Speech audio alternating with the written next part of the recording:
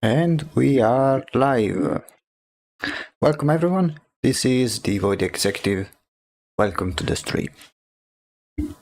Wait, let me do something real quick. One moment. Audio okay. Perfect. Welcome. How's everyone's day been doing? I hope everything is fine. I have some, well, it's not really big news, but it's still something that I am excited about, and it will be the first of many. I have officially published my very first short form content on the channel. It's both available as a YouTube short and as a TikTok reel and also on Instagram. So I won't spoil anything, but you'll feel free to check it out if you want. It's a very useful tip about references, something that many beginning artists often overlook or outright don't think about. References are essentially the only way you can improve in drawing, since drawing by memory alone is a recipe for disaster, let's say. When I did that, I realized how time-consuming video editing can be, especially now that there is the schedule of the streams. So I will try to dedicate like either my free days or my free time doing some YouTube shorts and stuff. I'm not planning into making like too many of them in a too short amount of time. Hello. Because I don't want to end up like in those TikTok videos or YouTube shorts where everything is like with the AI generated voice, with shitty captions and stuff like this. From the shorts that I'll make, you will expect some quality content, and because of that I will post maybe like 1 to 2 per week. If it's a best case scenario, it depends on how long it takes for me to edit. Which also brings me to the theme of you see the captions that they are present in every TikTok and every short form content. Well, basically while I was doing that video, I noticed that many programs don't have automatic captions, and many sponsors that I've seen in videos like offer those AI generated captions in which you have to install purchase a monthly subscription, which it was a big no-no for me because I hate monthly subscriptions, but luckily I found a plugin for the editing program I use, which is DaVinci Resolve, which is very good because the program is free, the plugin is free, so I managed to complete the short in time. I still can't get over the sound of my own voice, but that's something I need to make peace with and accept it eventually. It will take time, of course. I just need to be a bit more clear with my words. That's also something that comes in time. So, has your day been okay? I also want to, I know it's a bit redundant, but I want to thank Mr. Lauren again for the very, very generous donation, for the very first donation to the channel of 50 euros. Again, it's as he said it himself, it was a very very welcome Christmas gift. Now, what are we going to do today? Just with any other streams, we continue with the masks, and we are about to reach a conclusion in terms of designing the masks. We'll have 2 masks remaining to make. That if there won't be any more coming our way. I don't think there will be. So we'll be doing one today, one on Friday, and then if we manage to finish them both within this time frame, we'll start with the final design of the god. So that means narrator zero target, still no words on the Reaper. It's perfectly fine. There is still at least I'll try to tag him personally, see if he replies. Otherwise I can just go with my intuition and see how it goes. Once we'll start with the final result, as I explained before, we'll finish the current pose of the main body of the god, and then try to redraw each mask, maybe with some fine adjustments in terms of the design, since they will be in a different pose, so we need to check if the design works well even when not viewed frontally. I was also thinking of positioning the mask like in the same direction, but had some variation between one mask and another in terms of position, maybe to reflect more on the personality of the mask. And then we'll do the final art. Then I am not sure if once we finish the main art, I will also do like another art for the end game in case you win. That's something we'll think of it later. Okay, let me be right back 1 second. I am melting in my own sweater. 1 second.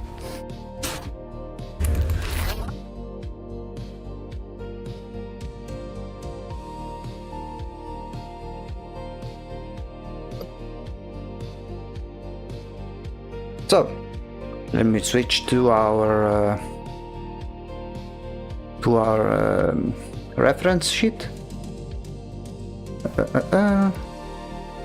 Oh, I also made some changes in the way I'll record the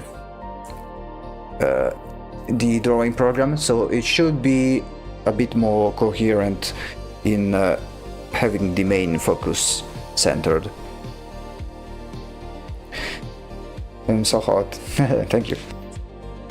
So, let's go to our reference sheet. 2 remaining, the Uncle of the Harvest and the Reaper of the Equinox. The Reaper of the Equinox will be the last one. Today we'll be doing the Uncle of the Harvest. I have hello, just got here, wanted to come in and say hi. Hello, welcome to the stream. We just started and I was showing the reference sheet that I'm using, that I have used to make each individual mask. For example, the ones we used for your mask the last stream was this one here, the Niece of Blooming Fields. Managed to make it for once. Hey, nice. Welcome to the stream, guys. It's really heartwarming to see everyone here. So, Katrina's, these were the references I used for making let me change it. For making this one. Okay. And today we are going to do the Uncle of the Harvest. I have a fairly good idea on how to make it, but I need to be a bit careful with the design because it will involve many elements, much like with the Niece of Blooming Fields. Because what I had in mind was like a big old jolly uncle made of fruits and different vegetables, and also mushrooms. I want to go with an overall warm color palette. Color palette you find usually during the autumn time. So relaxing, love to see them. Thank you. I'm glad I give you this sensation. Always a pleasure to see that you guys are enjoying the streams, and it's only going to get better. And yeah, so we'll still be doing like resembling a mask because that's the core theme of it, but I just need to think a bit harder in terms of how to compose everything, but I'm sure we can manage to pull it off, just like we did with every other mask. So let me quickly get into drawing mode.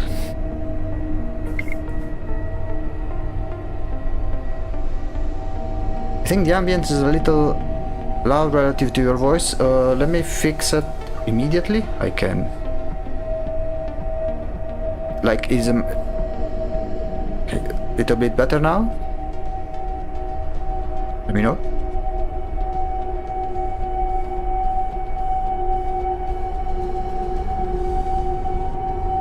Is it better? Okay, perfect. Thank you. If you see any technical difficulties like audio or you don't see stuff, let me know so I can fix it immediately. Thank you. Now, back to our main project. So now, in theory, it should be much better in terms of having the main view visible. If by any chance you see something like that I'm drawing but you don't see it, just let me know. This was the mask we did last time, the Niece of Blooming Fields. So to make a quick recap, in order from the first one we did and the last, we did the overall main body, which will need refining. We'll do it once we have established all of the masks.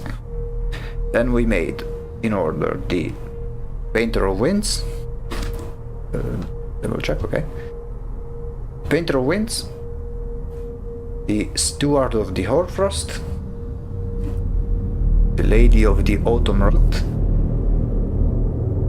the Patriarch of the Sun, and lastly, the brightness of blooming fields. Here I had to research some more material in order to get the design right. Now, I think we can... Let me just copy and paste the Uncle of the Harvest.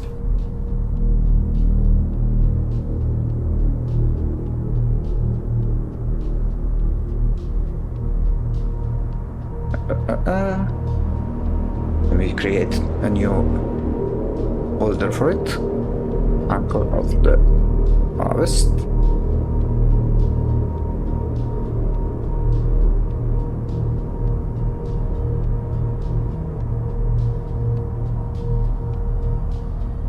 There we go.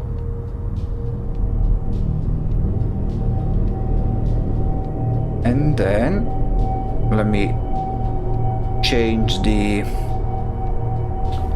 background music and go into a more appropriate mood. For those who are new, I always try to put some background music that's coherent with what I'm drawing. It really helps with making the design and getting in the mood. Yeah.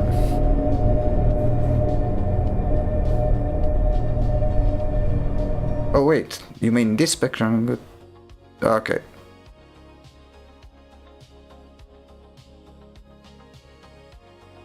I don't know if you guys heard like another track in the meantime for this entire time. It may have. I'm sorry. I mean, that's the reason why we have these technical difficulties. Okay. Now let me just lower here. And play. Yeah, it seems that the music got much louder and quieter after you turn it down. Oh, okay. Now let's see if...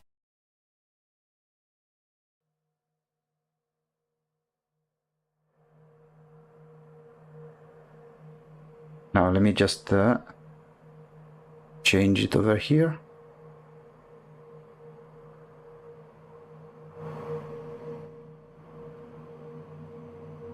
Okay, can you hear it nice?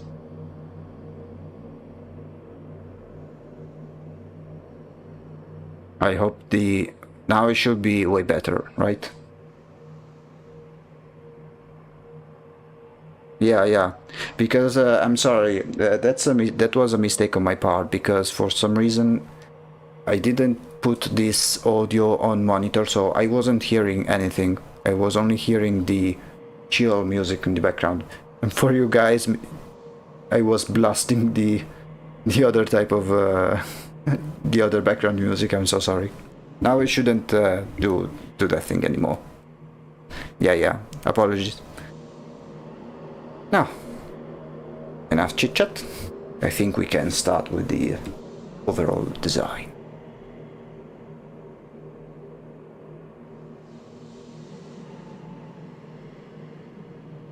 Now, what I usually like to do is do one very rough sketch, then do another one on top of it to add more details, and then go ahead with the colors.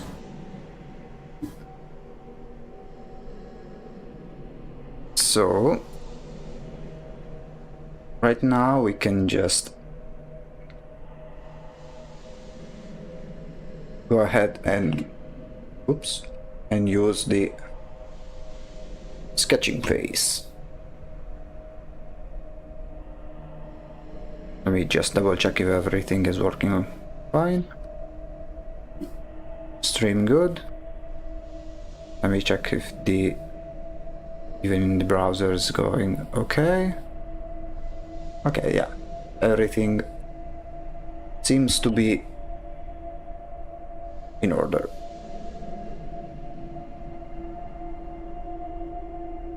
Then let's start drawing. So, basic idea, have a jolly fat guy as a mask. Let's start with a general shape.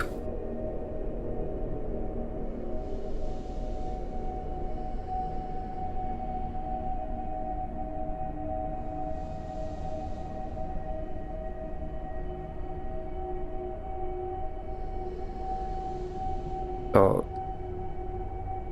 we need to make like an old fat guy. I think we can.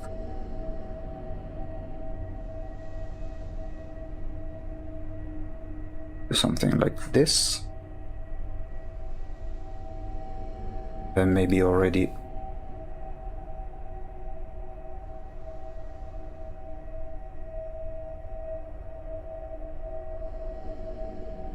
Okay, then we lower it a little. As always, if there is any technical problems, just let me know.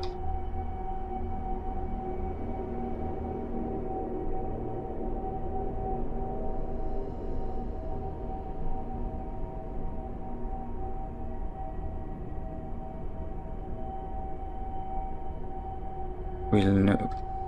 Let's start with the nose. Want a very big nubby nose.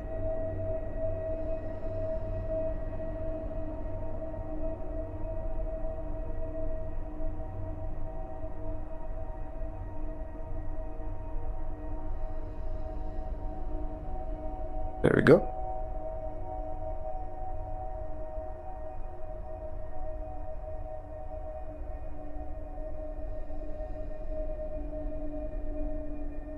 Then before making the... Let's make a temporary mouth over here. I want to already establish the cheeks over here, and then make the double chin.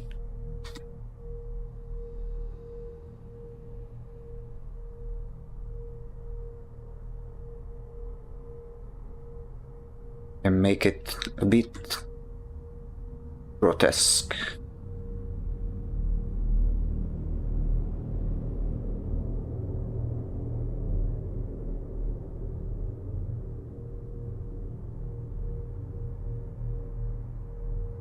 I think the mouth can be smiling, but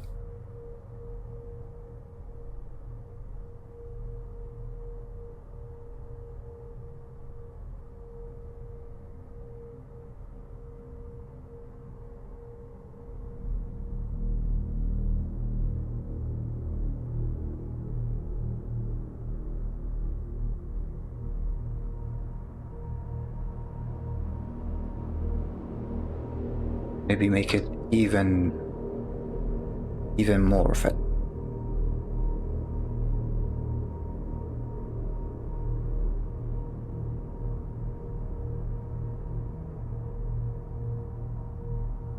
Now we are just being very loose with the process. We'll add the details later.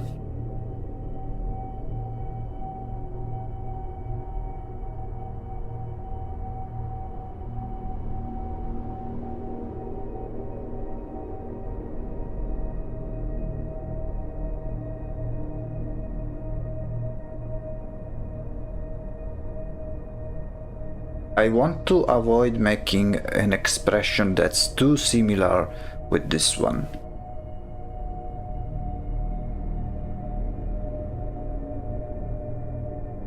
Overall, especially because this is one of the most cheerful ones, even if it's an elder god we are talking about. Let me lower the background a little bit more. They are brother-ish, but the patriarch is mad. Okay.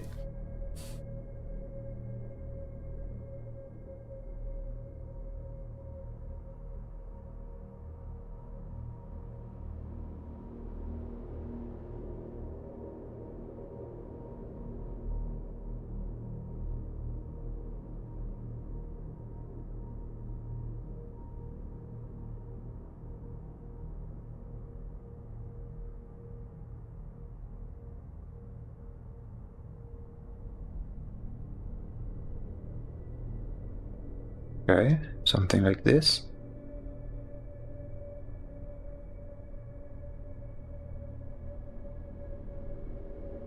Then I want to make it understandable that's a mask even by the facial features alone. And let's make it this one very, very chubby. Can remove these ones.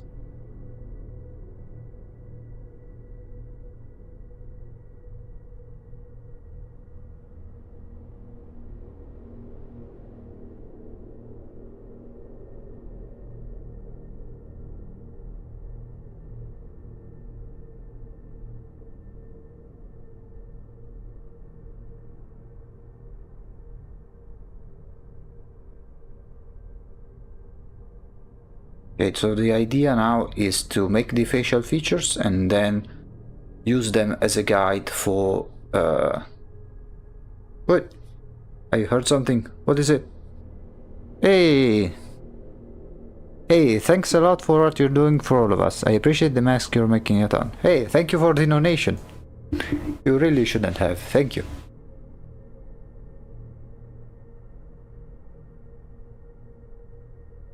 Thank you so much. Really, very generous of you. Thank you. You're really giving me like motivation boost, because I wanted to start this, but I you know, there's always the worries and the doubts, like, is this ever going to work and stuff like this. But when I see that you guys appreciate the what I do this much, to the point of even donating, thank you. Okay, so I have a mask in mind that can be perfect for this one, but it's not within the current pool of references. Let me just switch to Pinterest and I can show you which one comes to mind, which I think will work very well.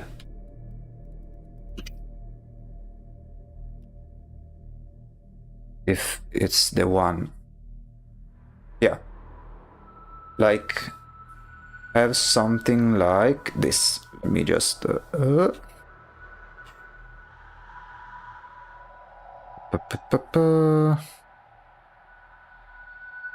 one moment. I'm trying to add the new, because now I'm trying to organize a little bit better the way I capture the different windows.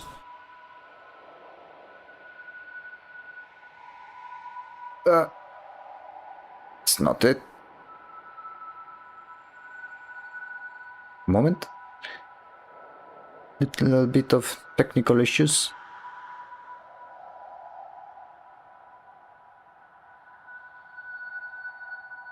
Okay, let me just...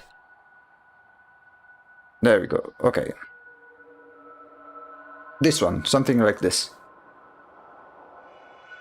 So what you are going to do is add this one to the reference pool, and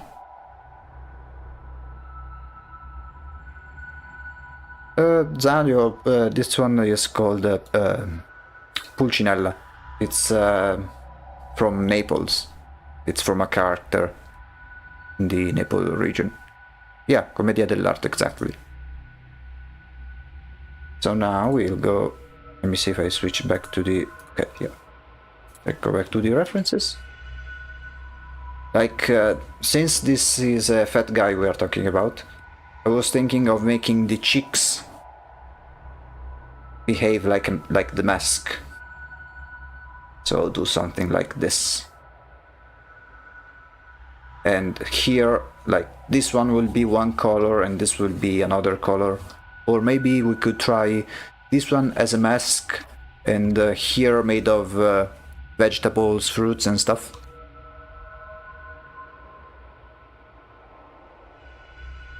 I think that can be something interesting to check out. Zani, yeah.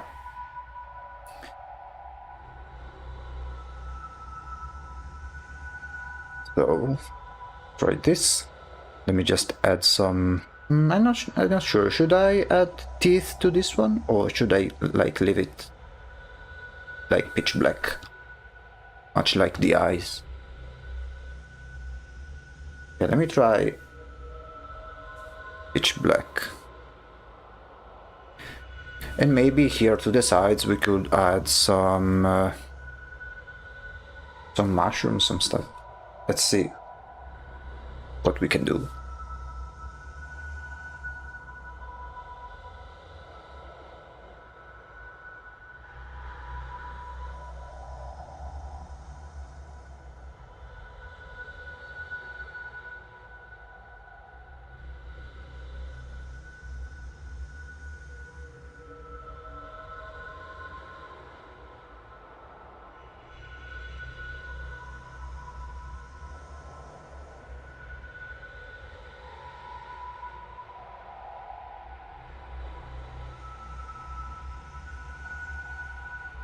Hey, thank you for the follow.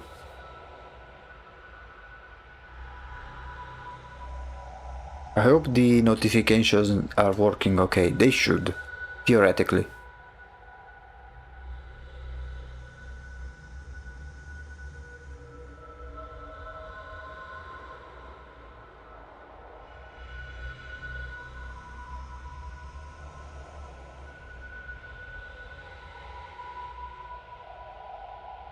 Okay, this can be a good start. I want to avoid adding too much over here, or maybe add something that resembles like holding hair. Although we could try something. I don't know, maybe add some grass or something.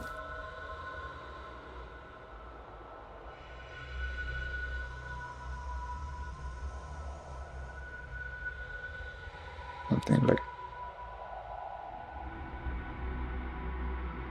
maybe some moss. It can be some moss growing on this side.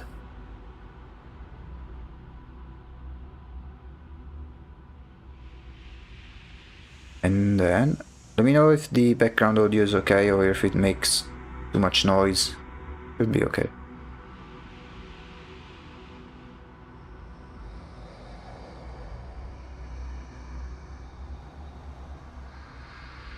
Now, I was thinking... it's fine, okay, perfect. Now, this area, I don't want to make it only made of flesh. I want to make it something like this. So I need to think about... maybe like...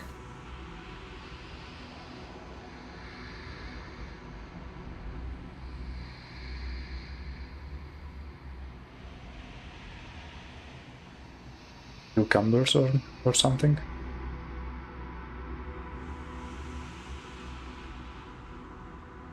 You already were the notice were working, so I went and checked. They both play the animation and all that, but if there's any associated noise, then we cannot hear it.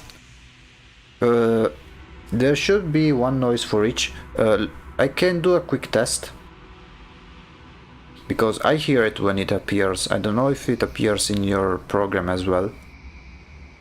It technically should. Maybe because the sound was maybe too quiet. I'll do one test and we can check if you guys can hear it or not. If we... 1 second. I'll try with the Twitch one.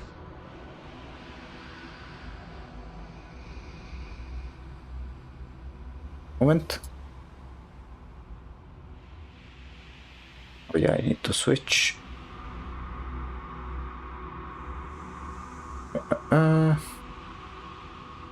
Okay, I'll do one test for this one. Should make quite the noise. it's a notification that happens if I get a raid on Twitch. Let me know if you get the sound. Okay, starting in 3, 2, 1, go.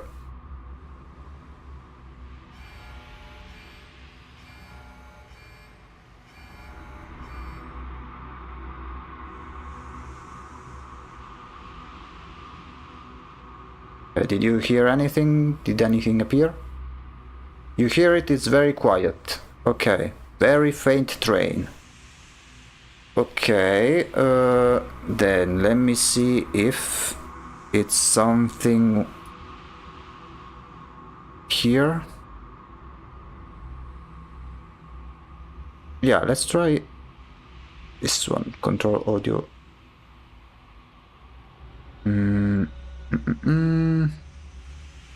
I'll try again.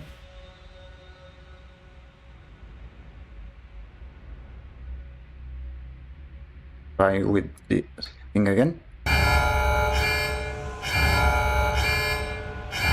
Still very low.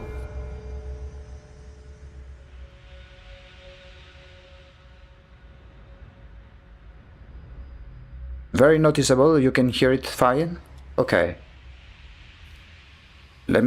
Okay, yeah, perfect.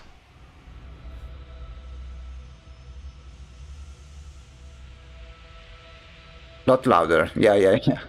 Let me just do the one of the follow, which by default it has a very quiet sound, but now it should be much more noticeable.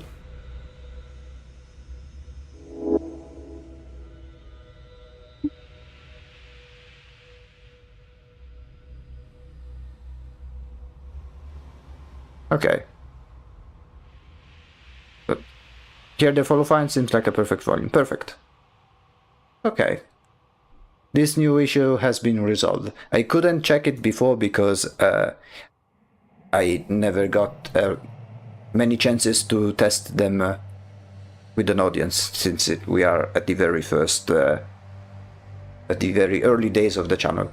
But I'm glad I managed to use this opportunity to fix some stuff. In the coming days, as more people will come, this will be quite common at the beginning, because there may be some things that I have overlooked that only with the audience I can double check if it works properly. Okay, perfect, thank you. Now, let's go back. Okay, I'll try to add some random fruit and vegetables and see how it looks. Maybe something like...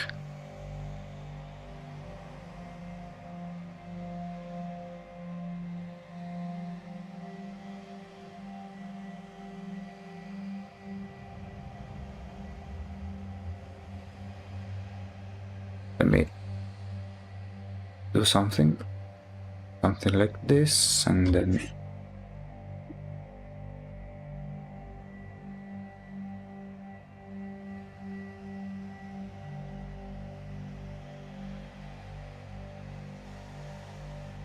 I want to make it so it follows the lines of maybe like this.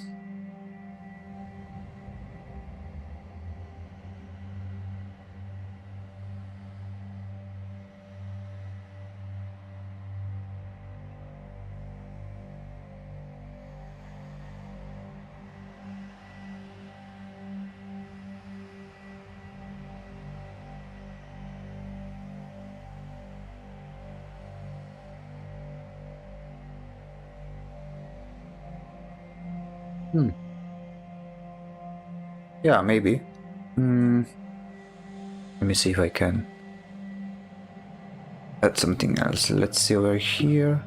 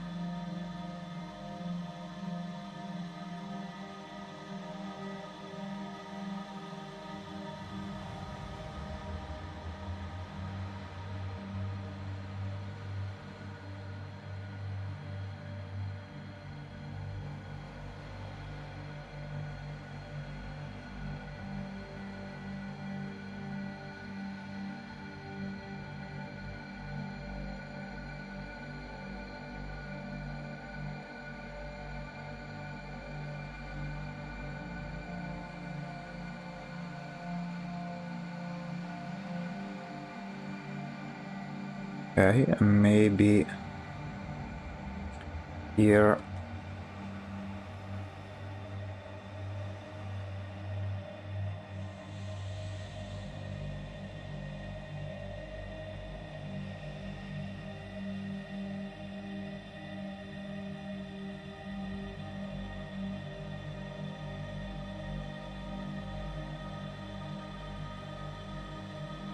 Something like this.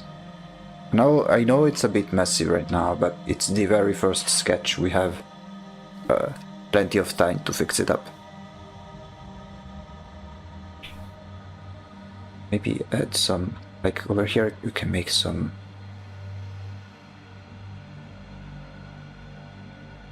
like some salad.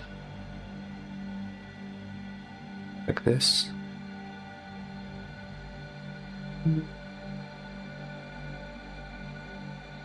Because I want to make this area like very hard, very mask-like, and here something very soft.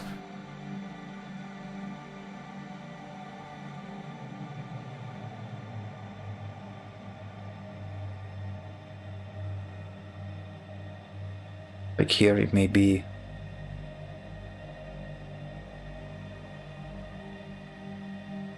something like a potato, maybe. The colors will also do a lot, to be honest.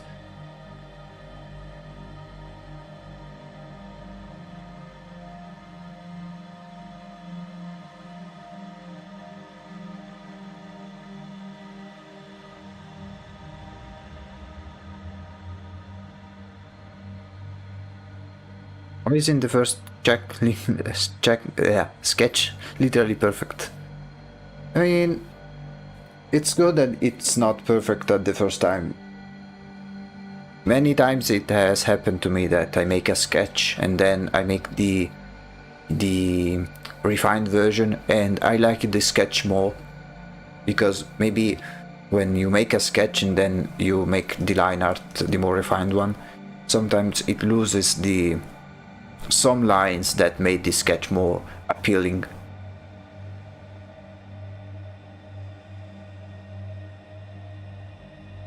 Okay, here it's too messy. Let me just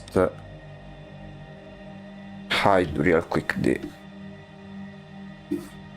Yeah, if we hide it, I think we can give some idea of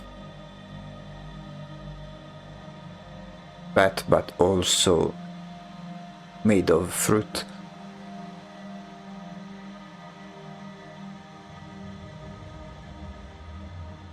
Yeah, it looks a bit clustered, but with some colors and masking will help out. Yeah.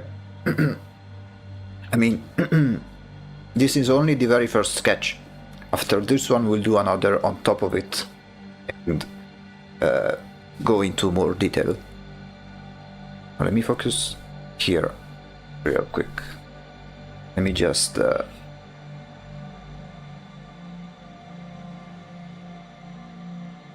there we go. Even if it's messy, still gives a good idea. And then we can do something like, oops.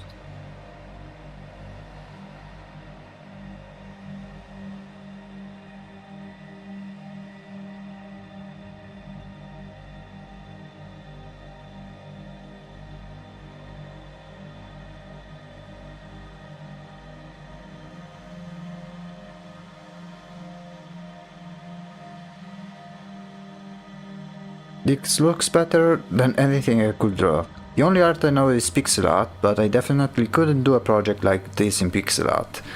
I only recently started making plain sketches that I draw on top of with my pixel art. Whoa, mirroring those mushrooms looks really cool. Yeah. Like basically what I did is I duplicated the mushroom level and then flipped it, made some changes, and it's much more clustered now.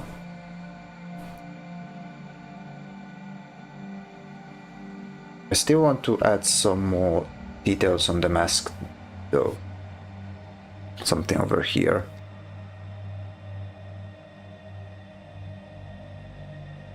maybe add some more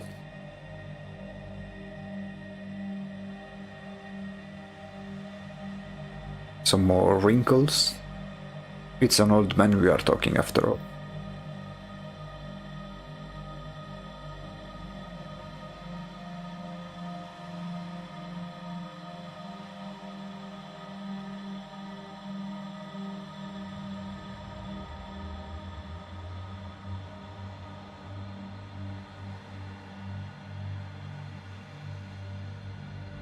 I mean, if pixel art, it's not really that easy either. Like, I recommend trying to draw normally before doing pixel art. In the same way that if someone wants to draw like an anime character, it's best to learn how to draw realistic characters first. So you get the fundamentals first, and then you use them for the stylization.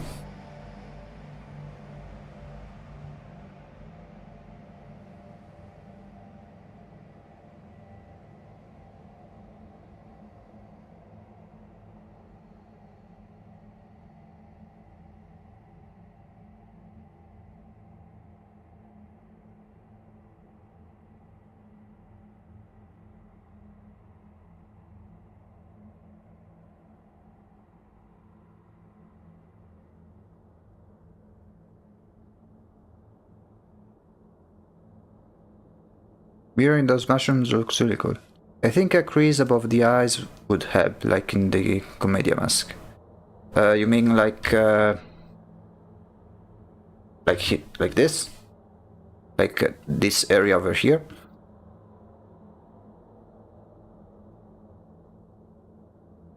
I want to avoid making it too angry, like something like this. It gets too evil. Or you mean you did it as I typed it? Yeah. Yeah, I want to do something to avoid making it too angry. See how the expression changes a lot.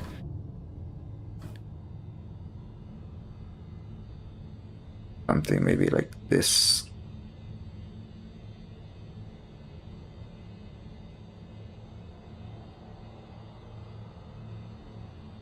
Yeah. And maybe those things can be like pickles or something. I guess we'll see. Although, yeah, let me check. Yeah, here it will be like some dirt or something. Although I want to think about something, which is every mask has some sort of aura around it. Like, for example, this is the main head, and this is extra stuff. This is the head, and this is extra stuff. This is the face, this is extra stuff. Same here. I need to think about something for this one.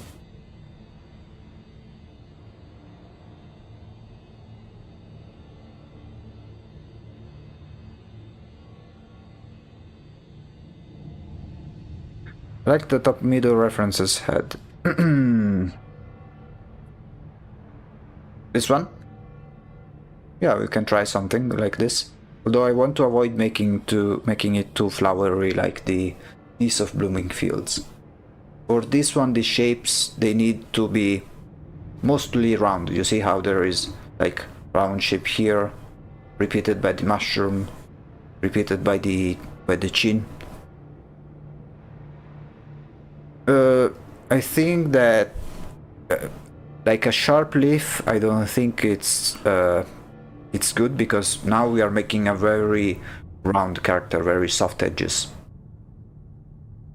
Like here, it's more like it's not sharp, but there are some more jagged edges, as you can see. Or maybe like where is it? Here, it's all spiky, right?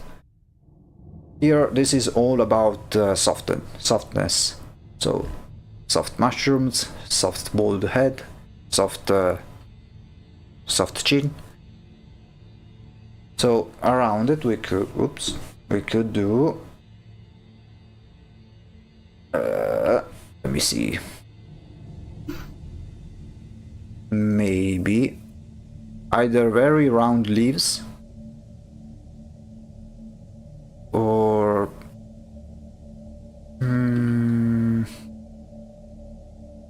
not sure what I can place. Maybe something like here to make it look even more fat.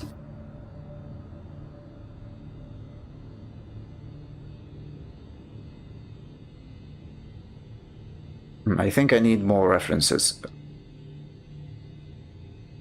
No, a hat. No. Maybe a cloak. Like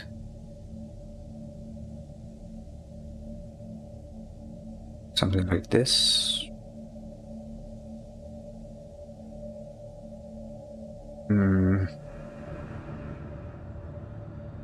Because we need to keep in mind that it is a mask we are talking about.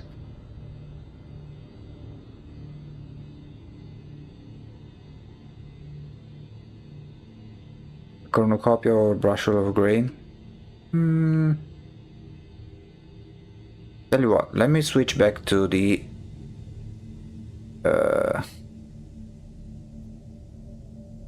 reference and we'll look it out together. So let me check the one you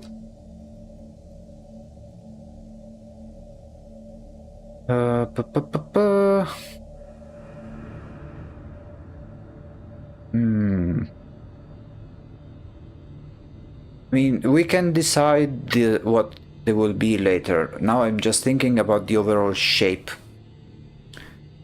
We can do something like let's see, I have different catalogs for different characters and I'll see what I can add for something similar.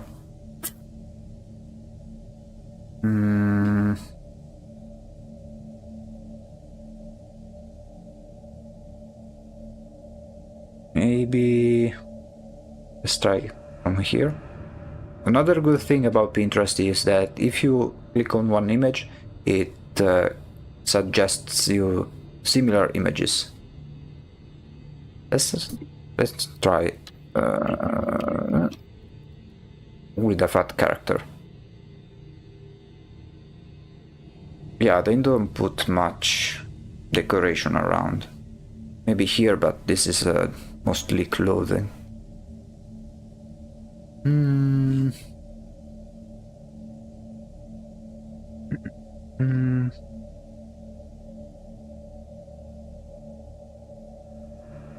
This is something of it. Oh, maybe I have an idea. Okay, maybe it could be something of, since it's the harvest we are talking about, right? So we can also add some tools related to the harvest. Let me just check the... Okay. So we could do something like...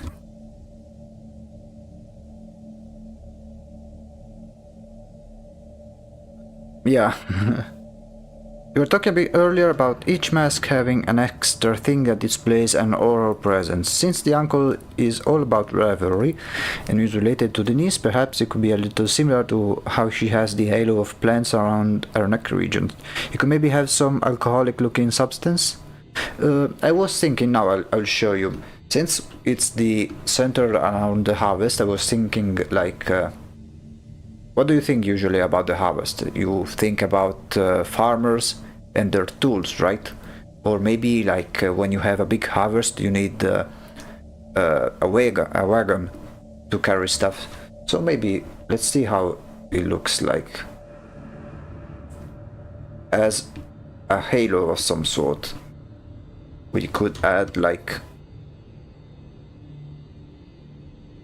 a wheel or something.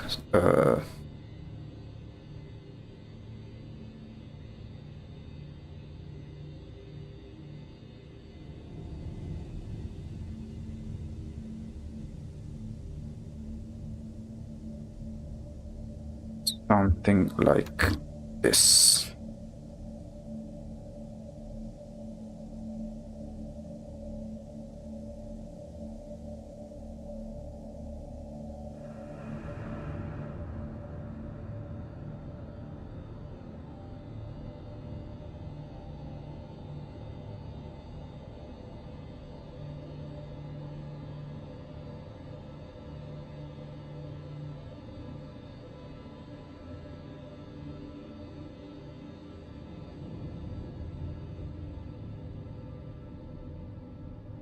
Yeah, something like a wheel of a wagon. Like, wait. Since we are here, let me just place a reference. Always use the references.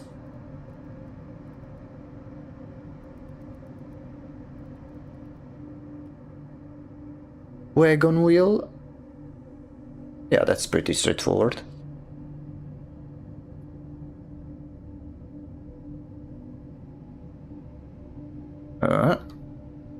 Copy image. And there we go.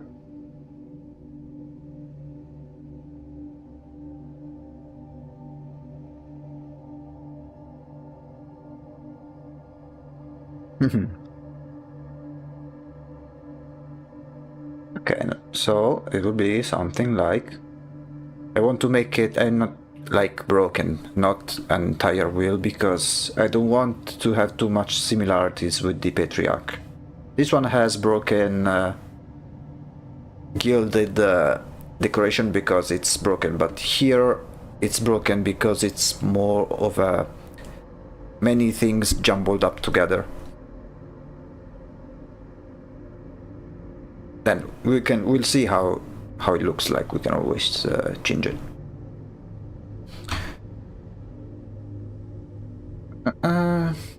So this one needs to be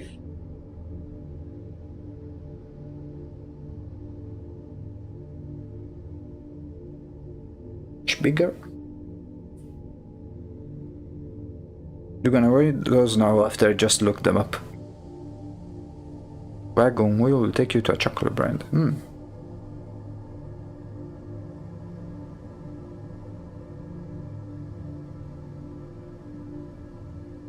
And then here just well, is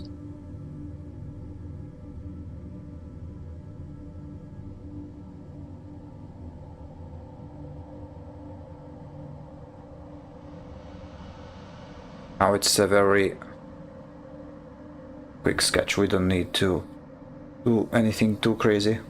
It's very messy now, but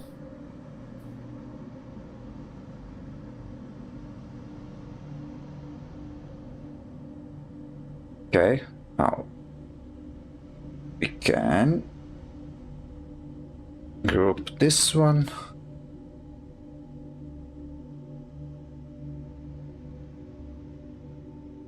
Then hide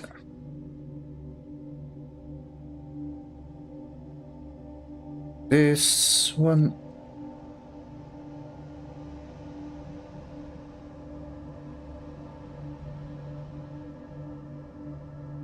Particular wagon, a particularly memorable commercial. Huh. I've never heard of this particular brand before.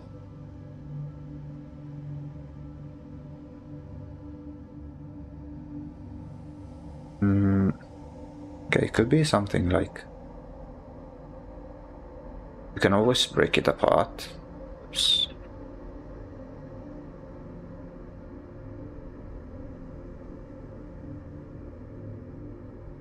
Maybe do something like this. Make it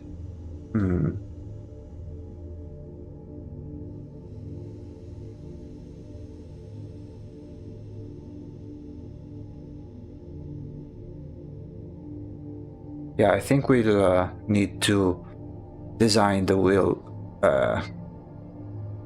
in a more careful way.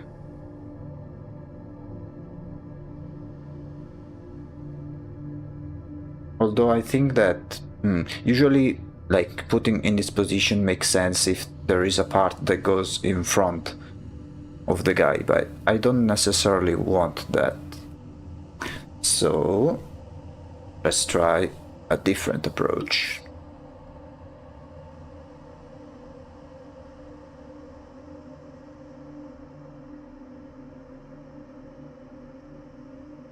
This one will be much faster.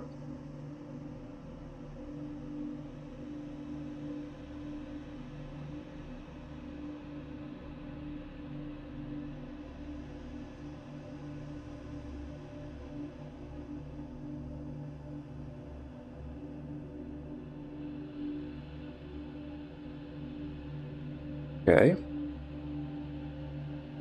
And then from here we can break it into pieces.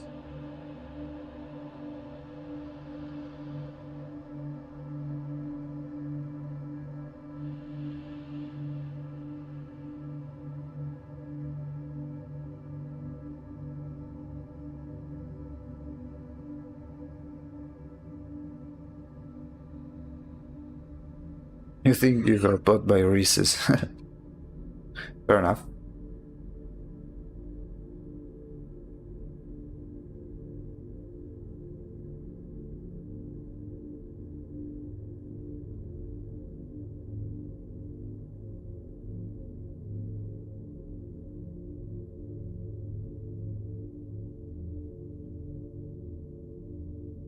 And here we can do something like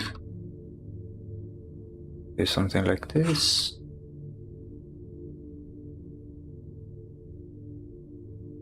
Maybe even delete some parts right away.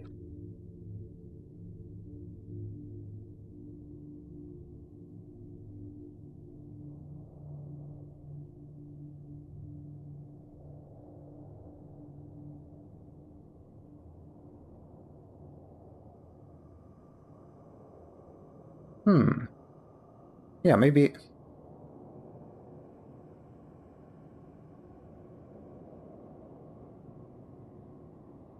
Maybe something like this. Let's see.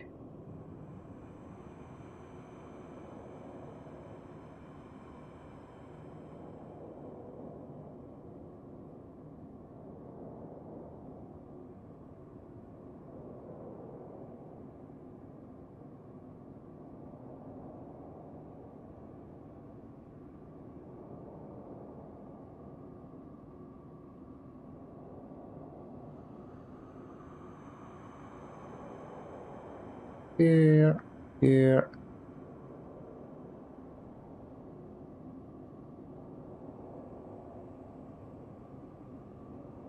Yeah, something along those lines. And maybe, oops, make it a bit smaller.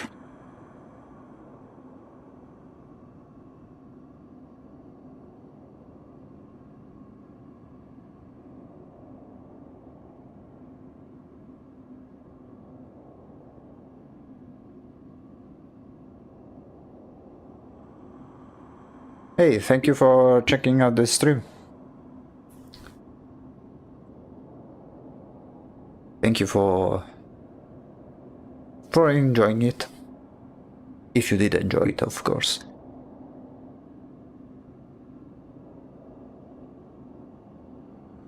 See you in the next stream.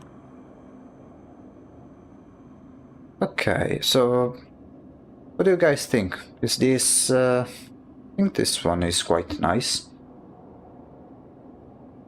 I just need to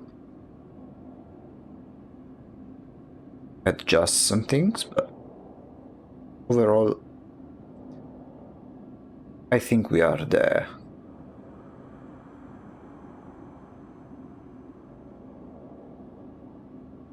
We can always adjust it later. Yeah, I think we can start with the more detailed version now.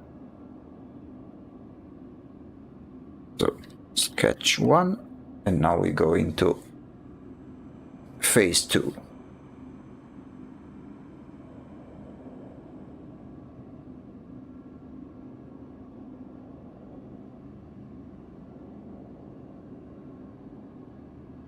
I feel that the broken wheel may be a bit too close to stall us. Wait, what do you mean? Stall us?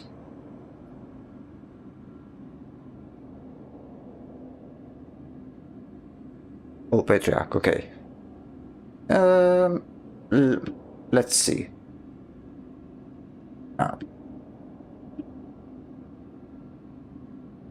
Patriarch, Uncle.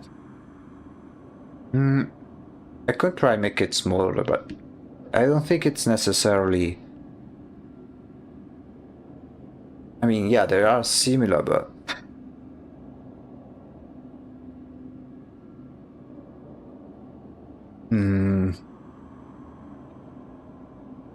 I can try to make it smaller, maybe? Let's see. So it's only hinted, maybe.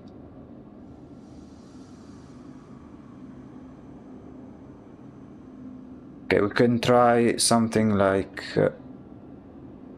okay, let's turn off the wheel for the moment and try to make something else to place. Maybe instead of adding something like over here, we could try and make something over here. Make it even more fat. Like, exaggerate the fatness.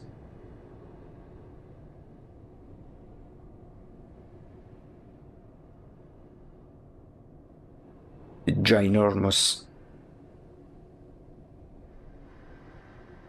Like, we are making a queso fan art. Yeah, maybe extra fat, maybe something worthwhile. And maybe we can... It was gone from 3 minutes, and when I returned I just saw the wheel had gone from a 2D image behind him to a 3D worker. But you're really good at what you do, thank you. I don't consider myself really that good, but thank you. But we are still in the testing phase, because as Yugong Glover pointed out, it may become too similar to the Patriarch of the Sun, which also has some sort of broken wheel all around it.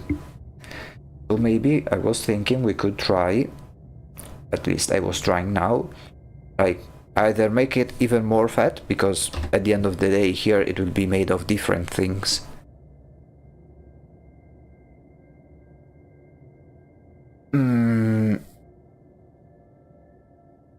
And maybe just either make the mushrooms larger.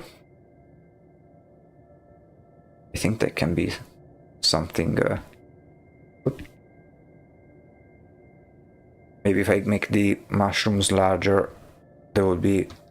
An idea I had was that if you wanted something to have him stand out, he could have tools woven into his vegetable matter. I mean, I could surely add some. Among all of the other vegetables, have something like a sickle sticking out, or like something like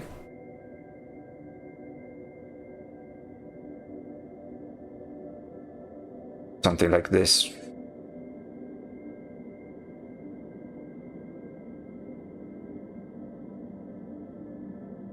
Oops.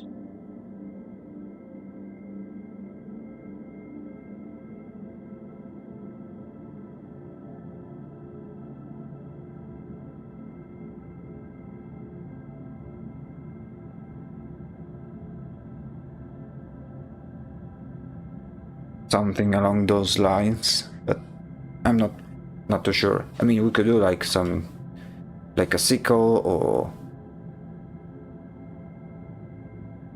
knife.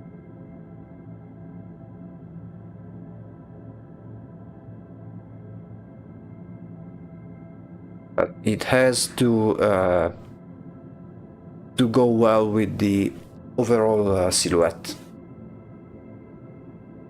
Because silhouette is also another important thing about designing a character.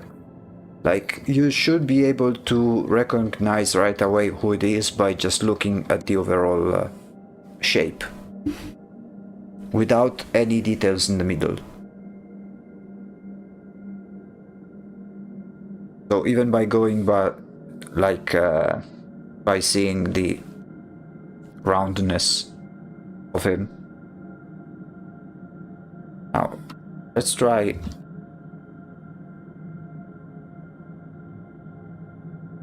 maybe increasing the mushroom side of things.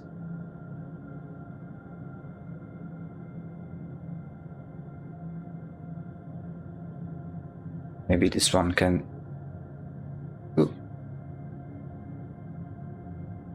make the thing more interesting. Oh, or I could try, yeah, another thing we should always do is break the symmetry. Make some mushrooms bigger and others smaller.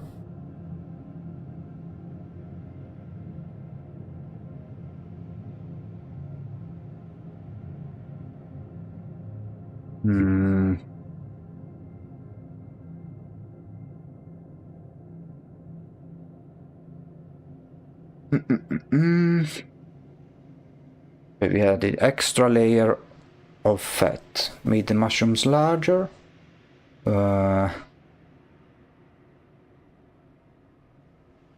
Maybe add something like here, things sticking out. So like something like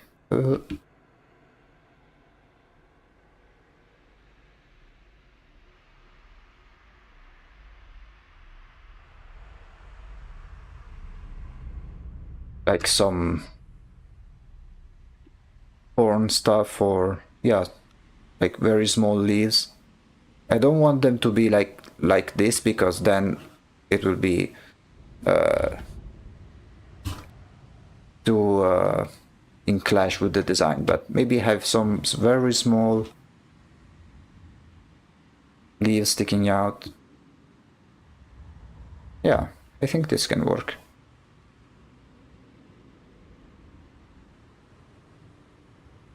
Now let me just compare it again with the others. Miss Lady, Steward, the Painter, and the Patriarch. Mr. Uncle over here. Maybe they're a bit sharp. Have you ever seen a potato go bad? No. Let me look it up real quick. Rotten potato. I mean, I see it has mold. Starts growing roots. Oh, yeah. I was thinking either roots or maybe add more mushrooms in the back. Let me see how it looks.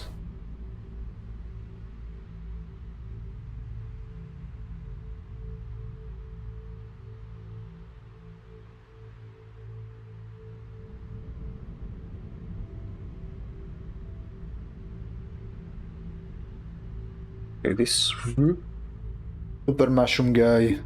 Oh, and maybe. Yeah. I like the idea, though I do get the sense that the uncle is huggable. He's the one all the others of the court like, so making him thorny gives some vibes counter to that.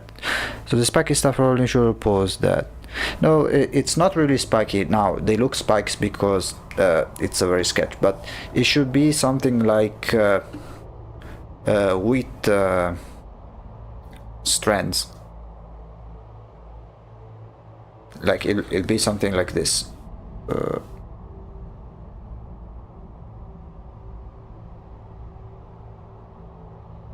Something like this, like a straw. Yeah, they are very they are just spikes over here because that's just to have the overall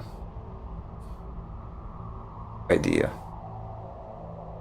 I just want to, I don't know, I still think it misses something, because right now all of this is part of the head. Oh no, no problem, no problem. It just I think something's still missing. Let me try. Let's try something. Because it is a bold guy, so it's not like there is some stuff to, extra stuff to add. But comparing to this one,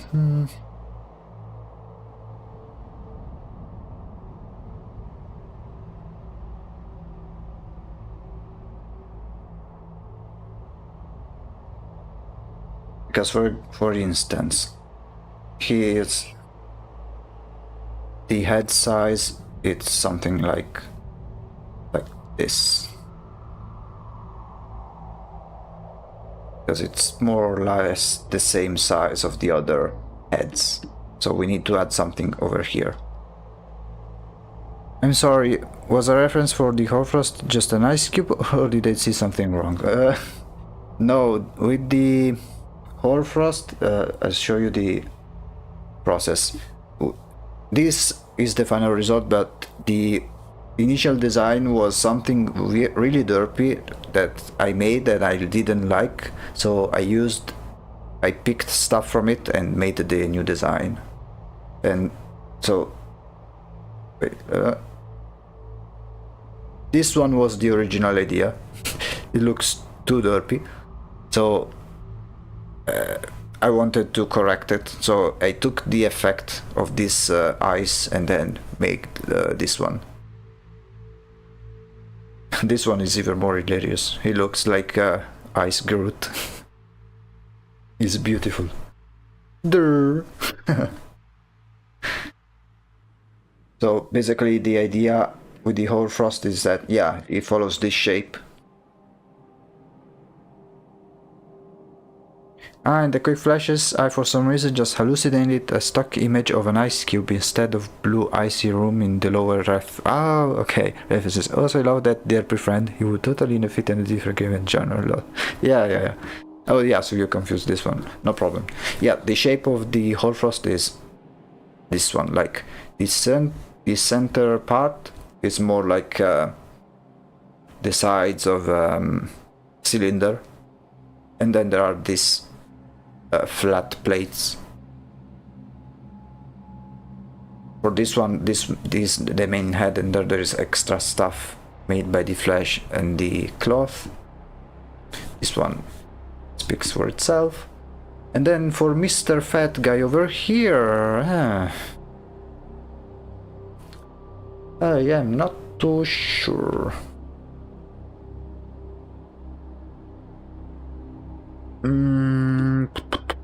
Well, we know what to do when we are stuck.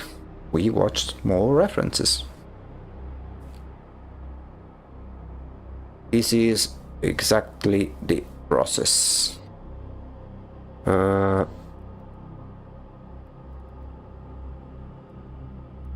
me see.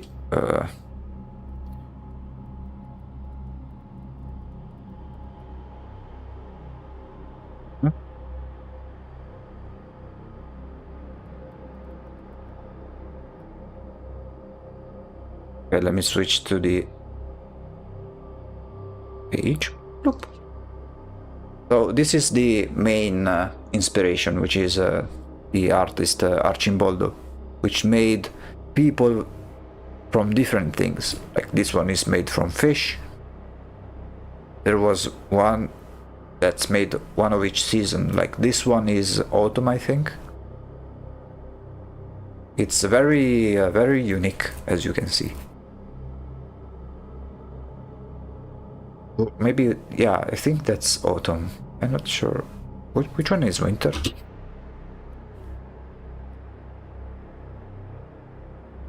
This one is winter. You can see how it's a bit trippy, but way more very interesting. Let's see. Although for similar stuff, I could,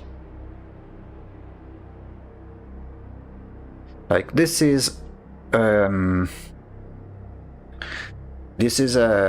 where I keep every image that's about Eldritch beings, Eldritch God, and all of the aesthetic that comes to it.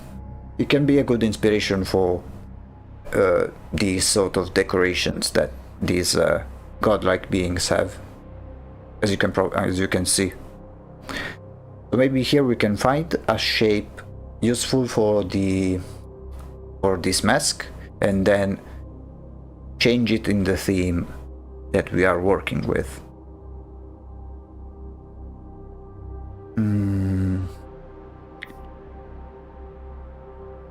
Let's see.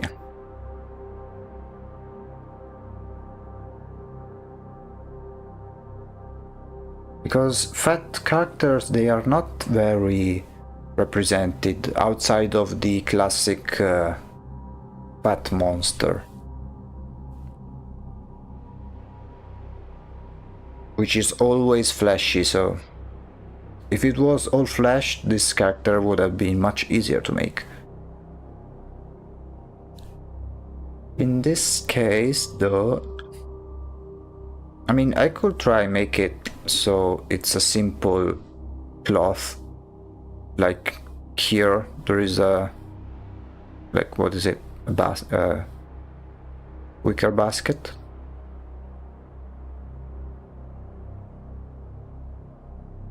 Just gonna throw out random stuff to potentially turn into the ideas. His abilities focus on having lots of friends. Many of his around him or eyes. His abilities involve some mediation or meditation. Mediation. He shares a lot, given his ability sharing is caring. So perhaps some stocks could extend from him that hold out fruits like apples or potatoes. He has foresight with an ability even called that, sometimes about eyes again. He loves revelry and celebration. Maybe music notes can be around him. I want to avoid showing something that's too abstract, like sound and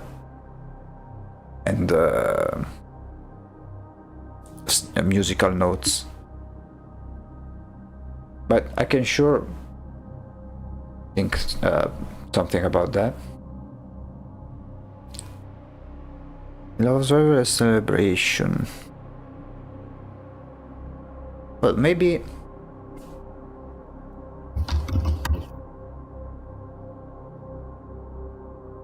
something like this.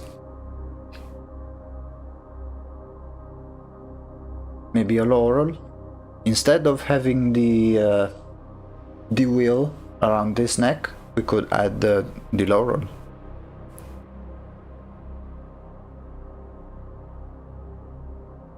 Or a sack of potatoes.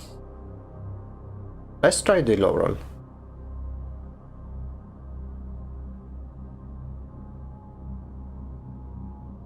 Let's try it out. So, if the wheel was something like this, we could try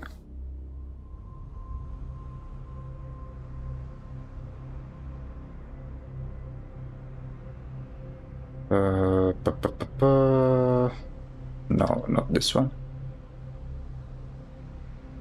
Circle.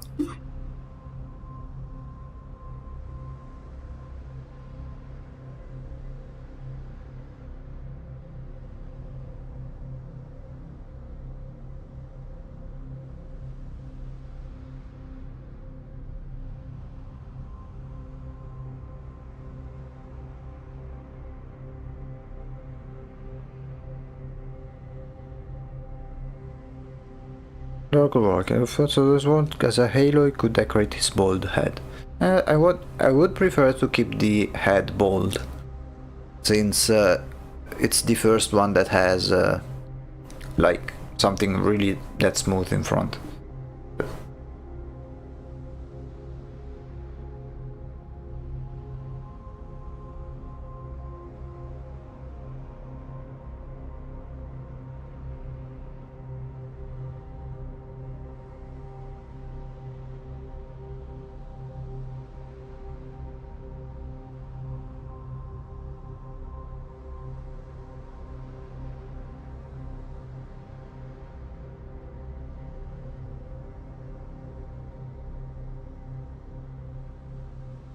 something like this, and then make it so it's not entire.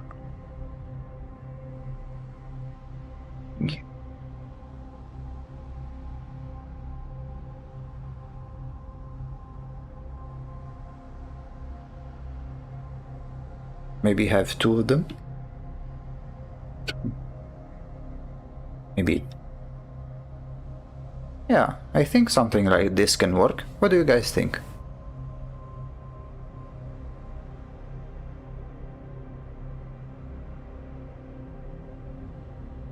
I think this can work pretty well. It almost biblically accurate lower width. Yeah. It also now we'll see how it looks once we add the details and color everything. But if you think about it, the way it's put, it's like they act as if these are his shoulders or some kind, right? So while not having a body, since it's only a mask, it could hint that, yeah, I think we got it. Now let's make it all into the main sketch, and now we can finally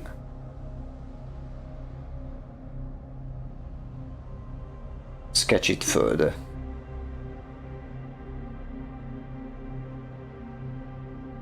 There we go.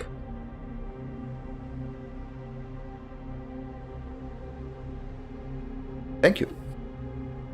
Now here comes the hard part, which is make it with all of the different fruit and stuff.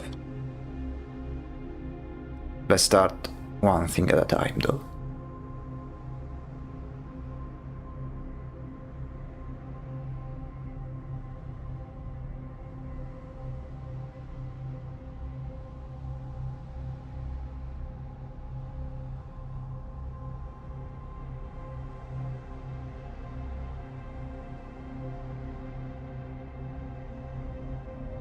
I need to go for a bit to walk at my dogs. No problem.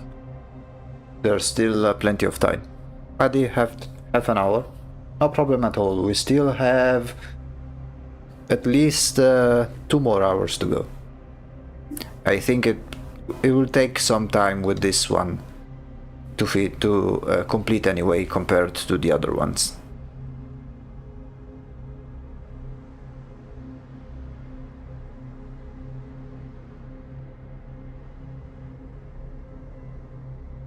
Since this one has lots of different elements.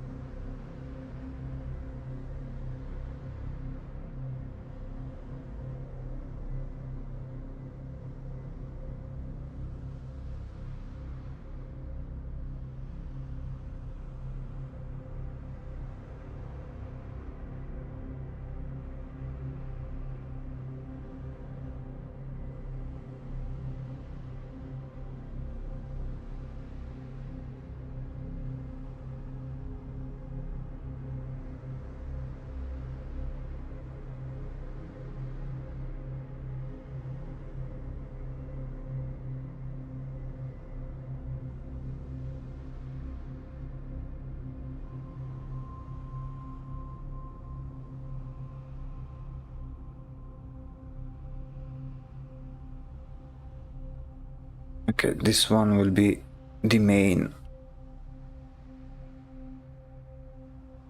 mouth hole, and then all around it we'll add different fruit stuff.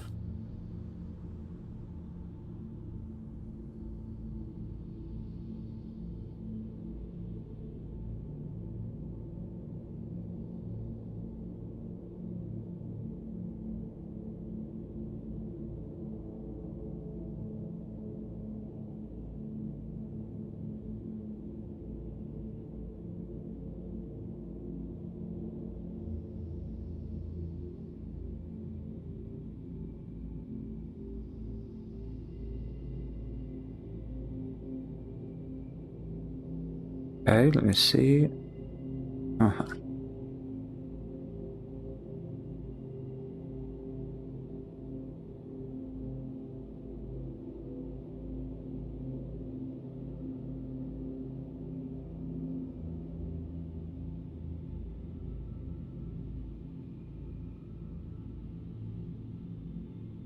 And here we complete the mask.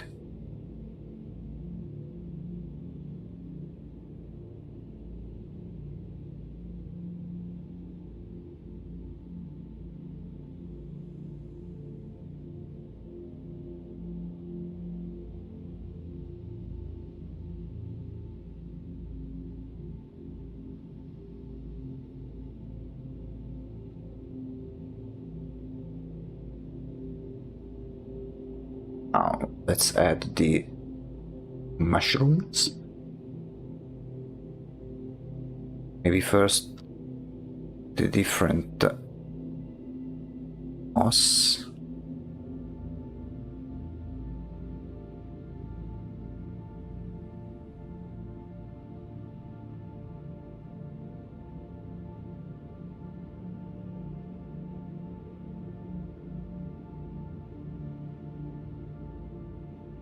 Here.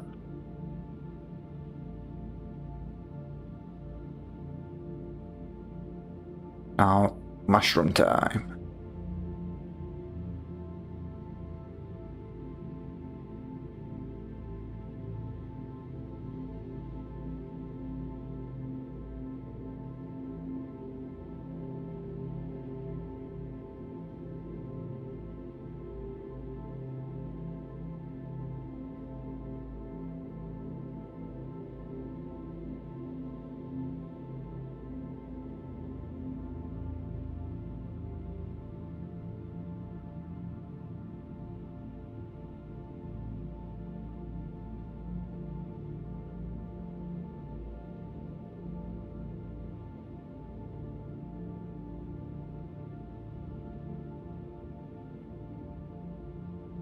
Okay.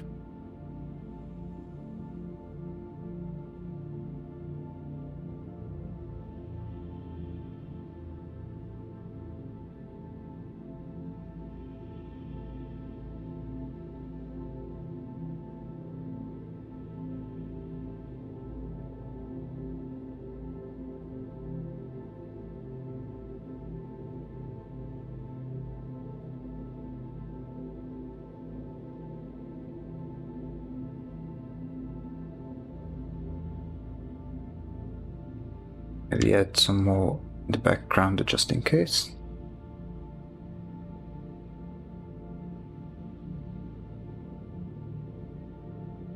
And then to the other side.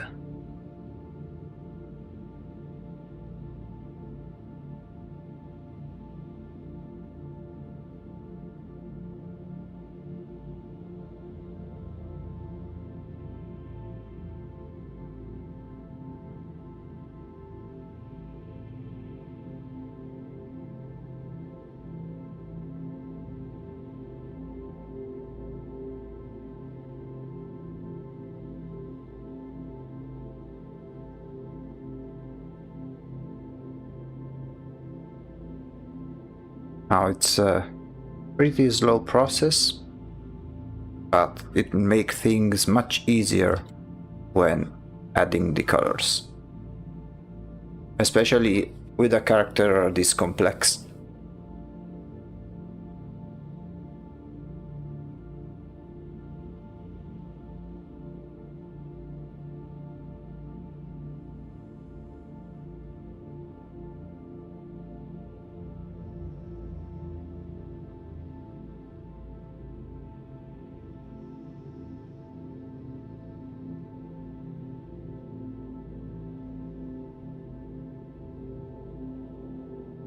Maybe I'll add some mushrooms here too.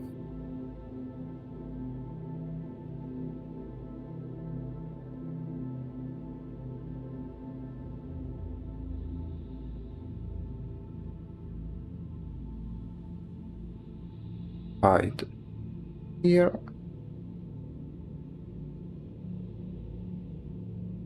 Save. Now let me add some more details here on the mask just to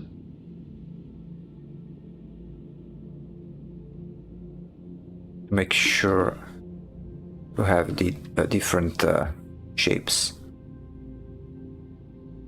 in order.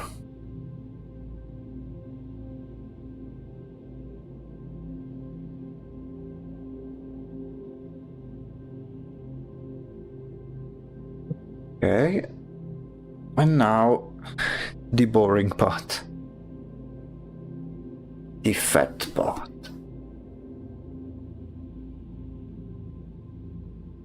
I'm not sure whether to make the only this area with full of vegetables or even this part as well.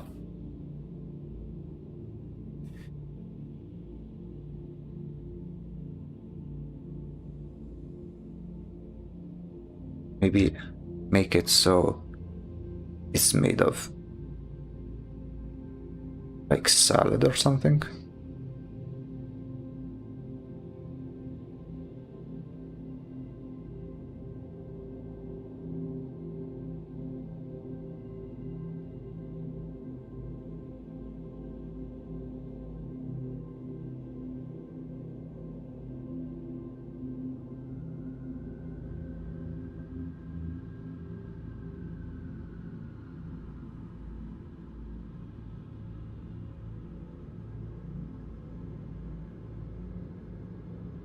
Yeah, I think this can work. Then over here we'll add some sort of pumpkin.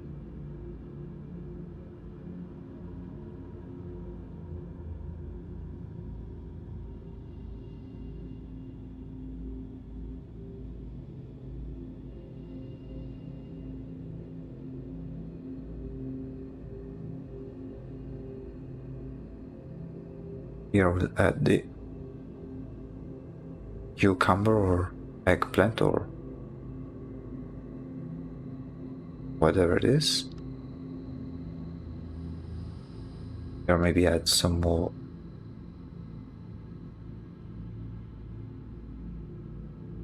lettuce here on top.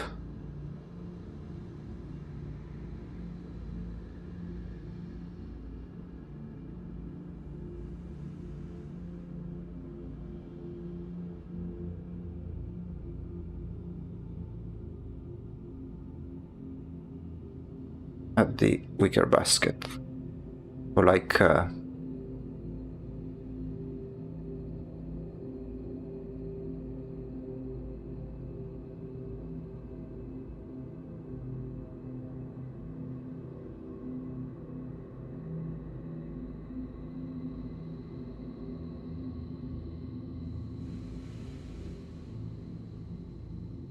something like this. Then we could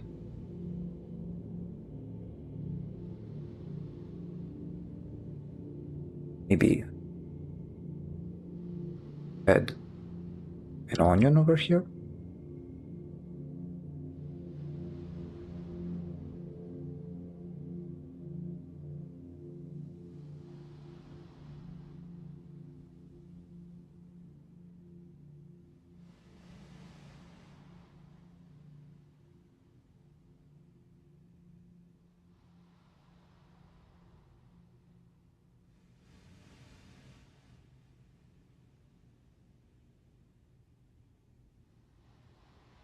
Maybe some olives. Yeah, I think it's slowly coming together.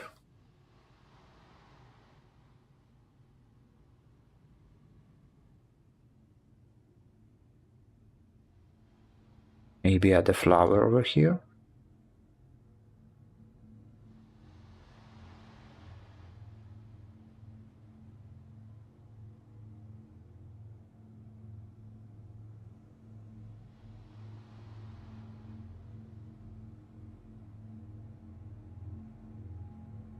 And here we could maybe I don't know. Another type of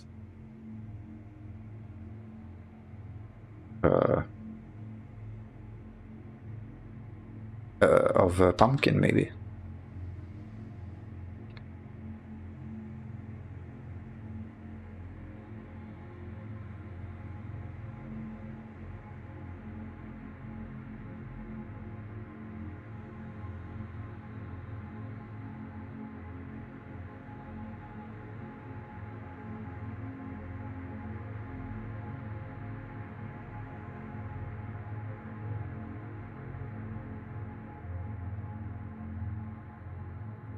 Change this real quick.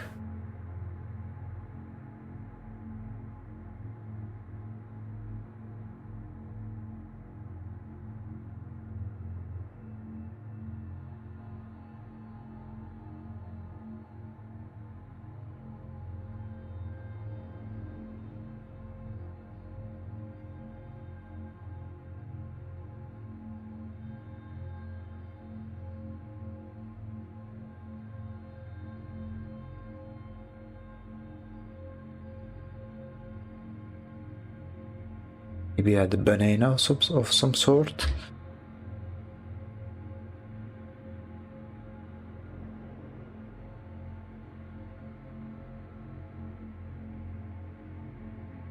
Maybe flip it. Add the stuff over.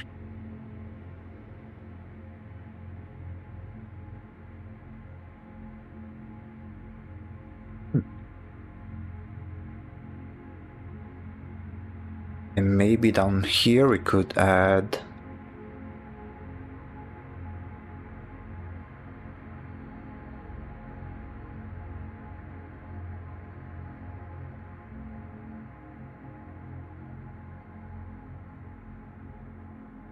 like some corn.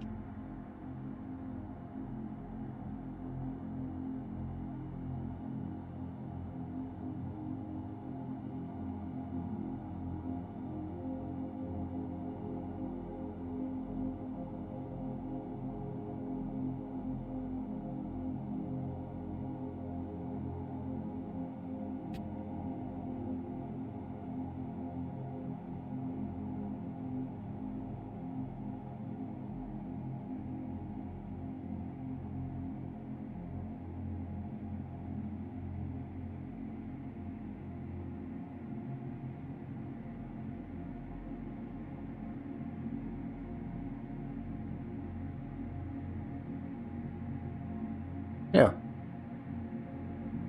Something like this. We are almost done with the vegetables.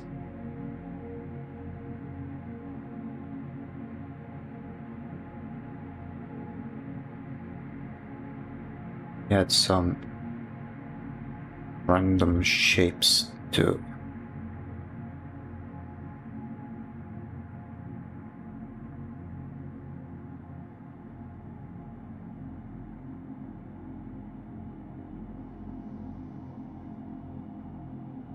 To make it more chaotic. Maybe something like here.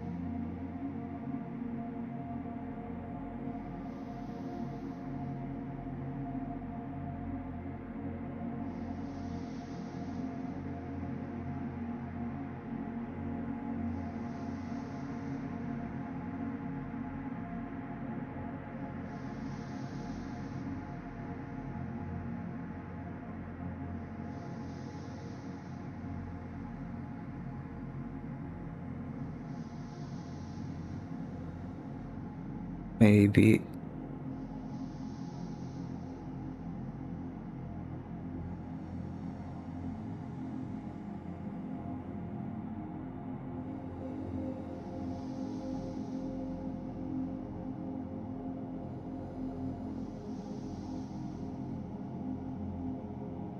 Yeah, and then as a final touch, we add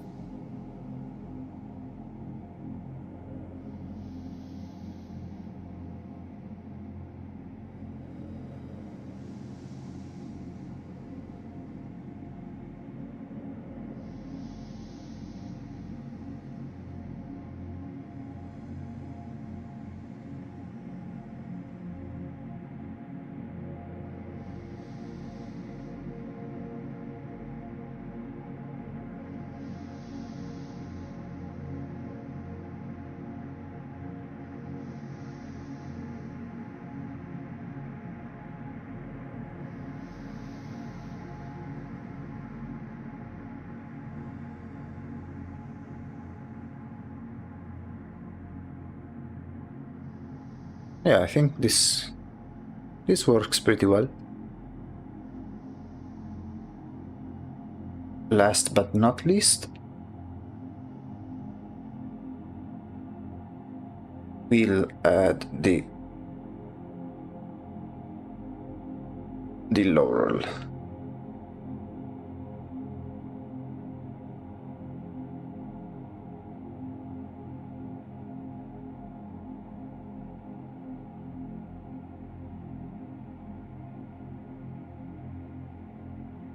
Let me just paste the image of the laurel in the references.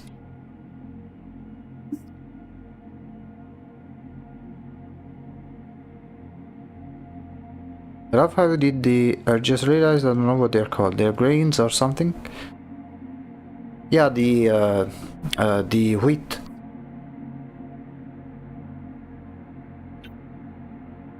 The little wheat, it's spelled WHEAT. The stuff you use to make bread, basically.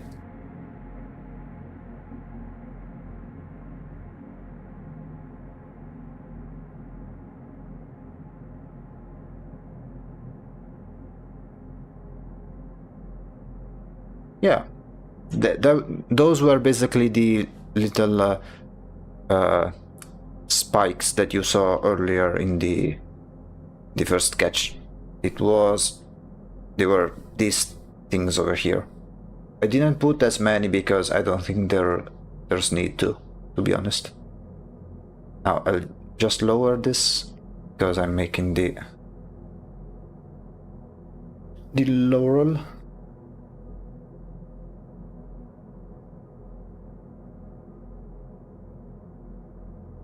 So do something like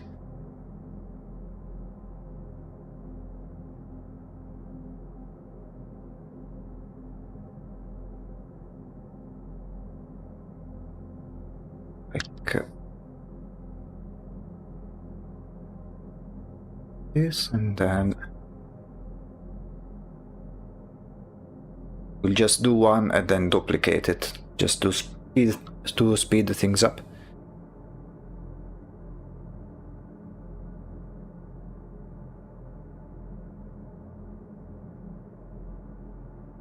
Now we do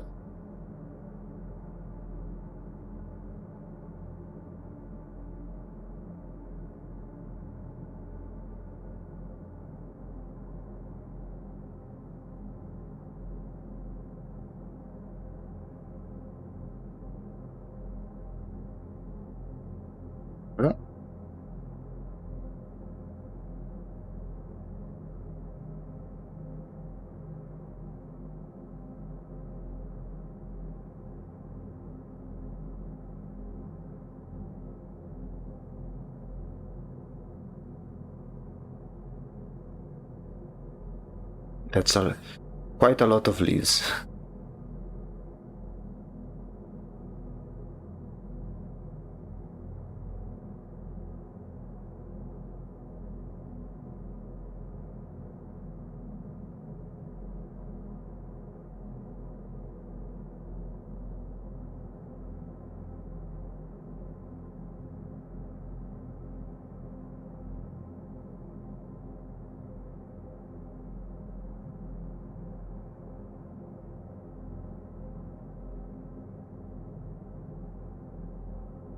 just clean it up a little.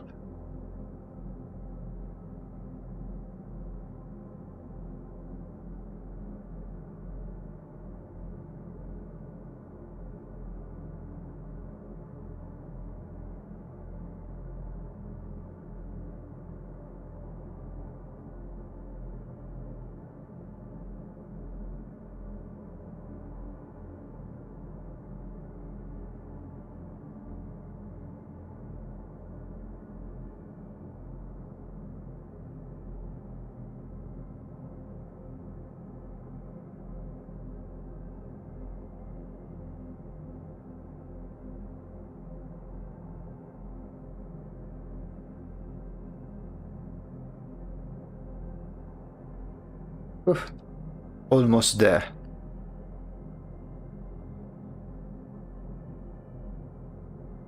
Then we'll tweak it out, of course.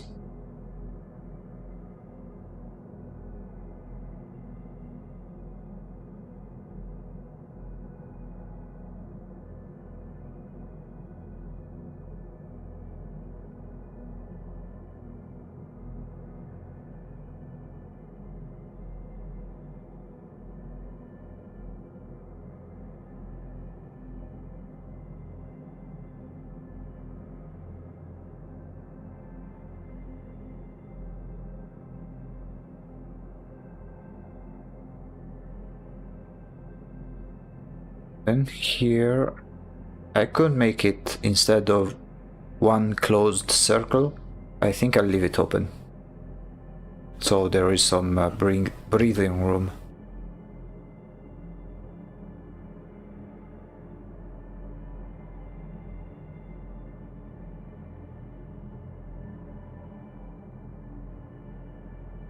Okay, now let's do this other side.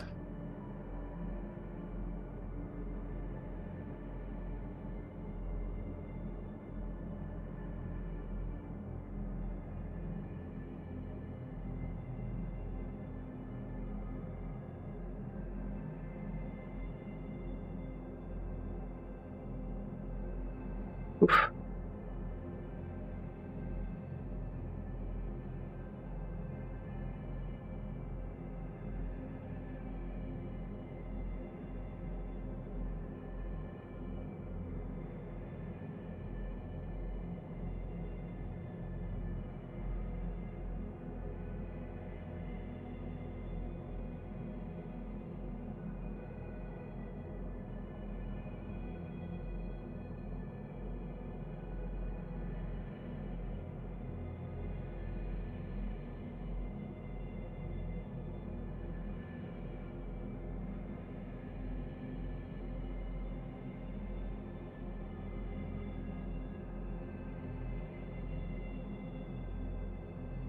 Okay.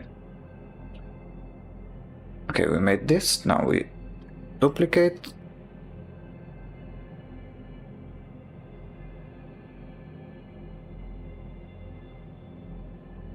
Like this, make it a bit smaller.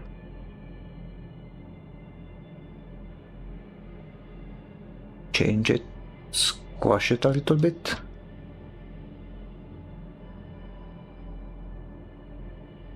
Then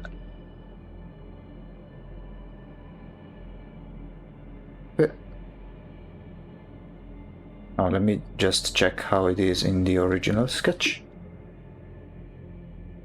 Something like this. Okay, so here got this and this. Although I think I need to make this one a bit smaller.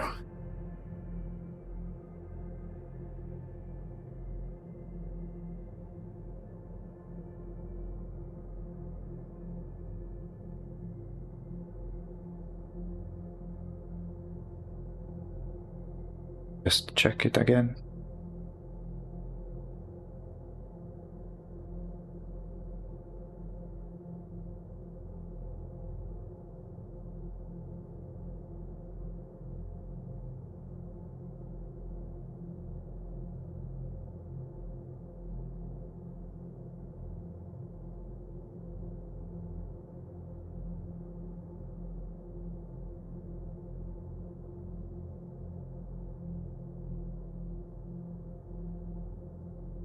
Okay, and here make it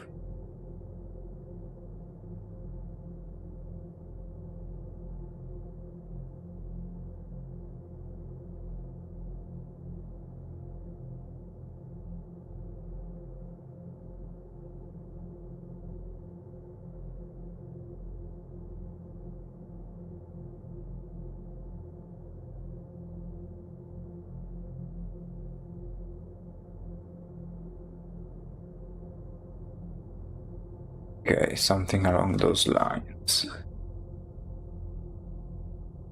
I just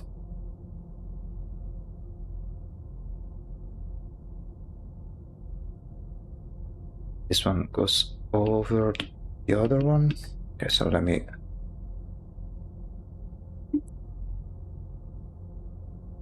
clean this one up.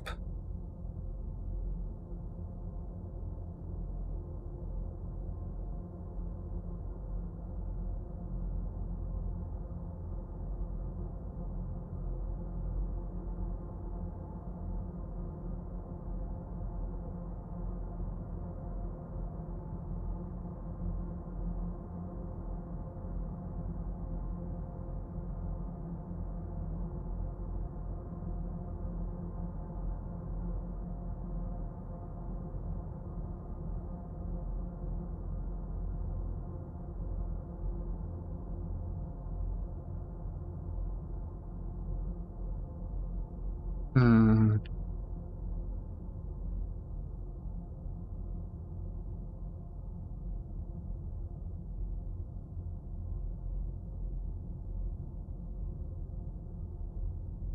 Yeah, more or less.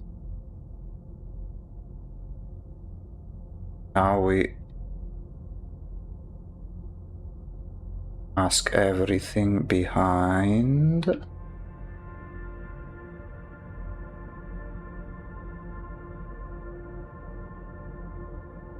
Here.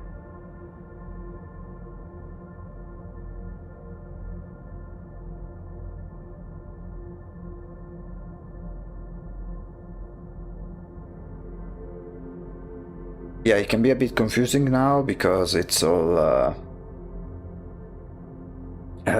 sketchy.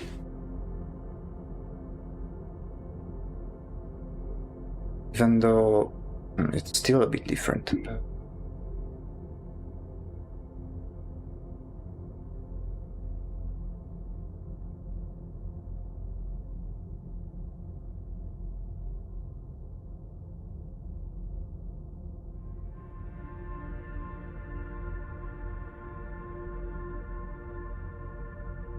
This one here.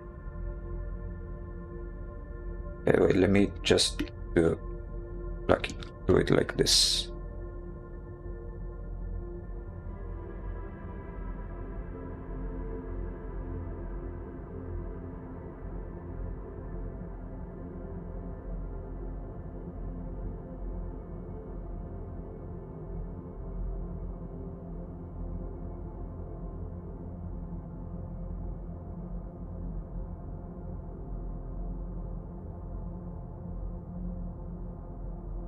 Okay. This one I'll make it this. This one I'll make it thinner.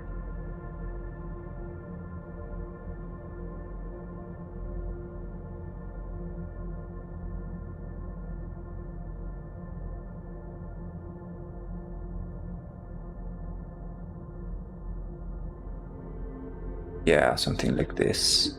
Then the other one.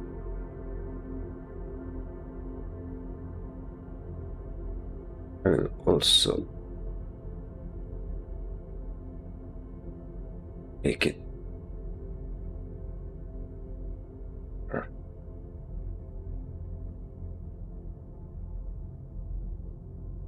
Although with this one, I will use the magnetic lasso.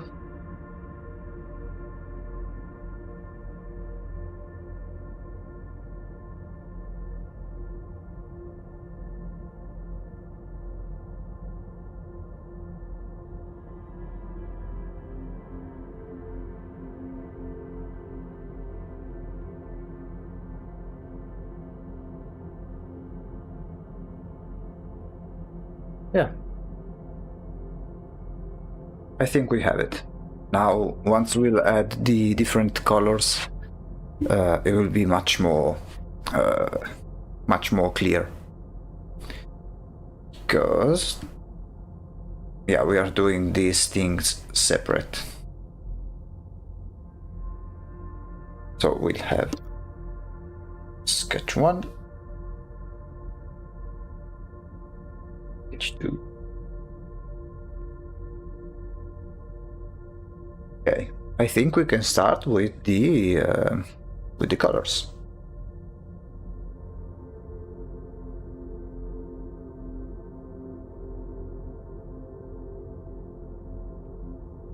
Okay. Tell you what, I will grab a glass of water real quick, and then I will be right back. Sounds good. Just to another thing I want to do, layer, flip the canvas, really important step.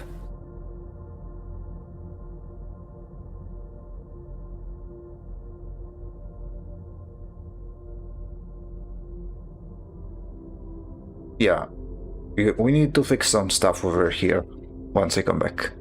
Okay, let me just be right back, grab some water, go to the bathroom 2 seconds, and I'll be right to you.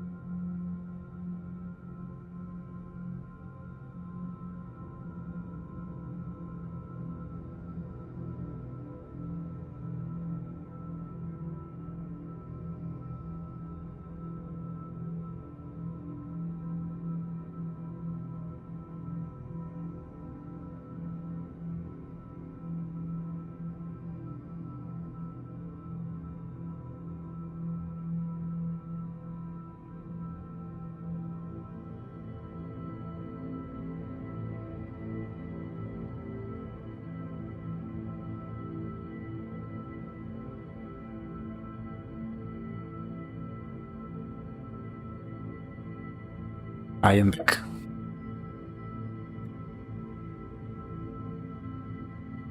Oh, I'm glad you like the art I made. I'm glad you also like the minimalistic style as well. It's kind of the... it's been a design decision I made. Because I wanted to have an avatar like most VTubers, but there are different reasons I chose this type of aesthetic. One of which is because I really like this overall theme of corporate hell vibes. It's a bit of a satirical view on some environments that are in some big companies. So basically, the lore of the character is that we are in the void and we explore or make new worlds by, in this case, drawing. So, while I draw, theoretically in the lore, it's exploring those worlds and using them.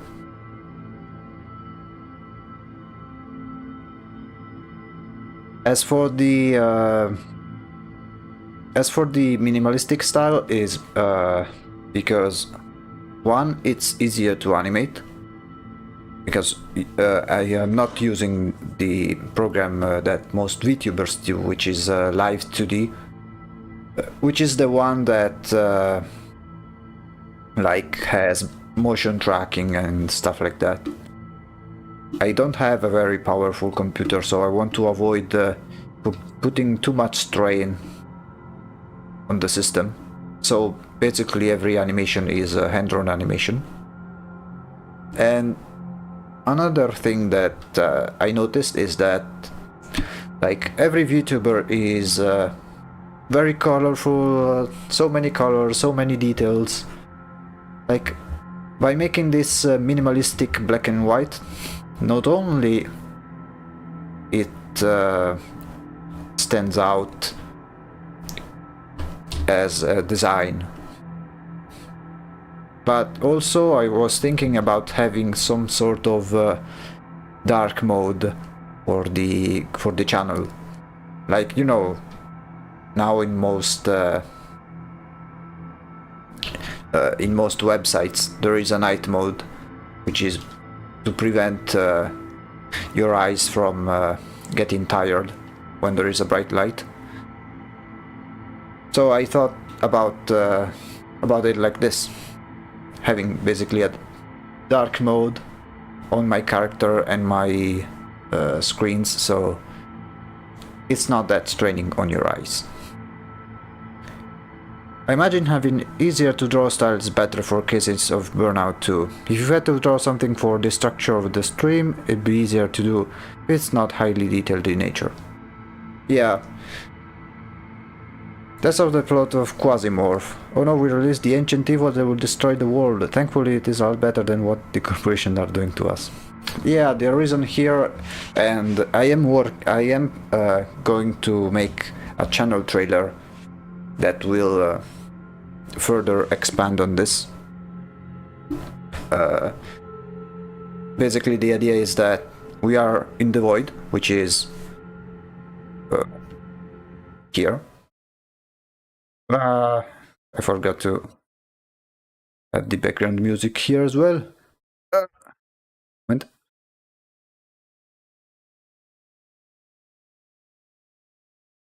My bad. It's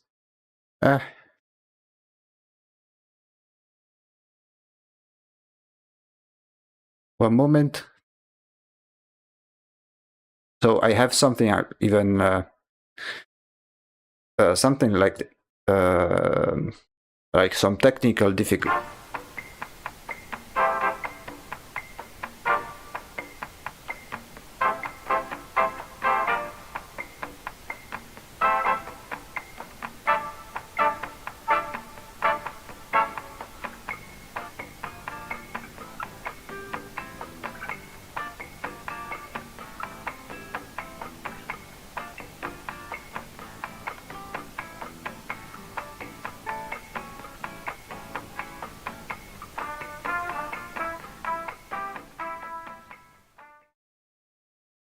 Yeah, something like this, you know? Something, this is just a little taste of the overall theme of the channel.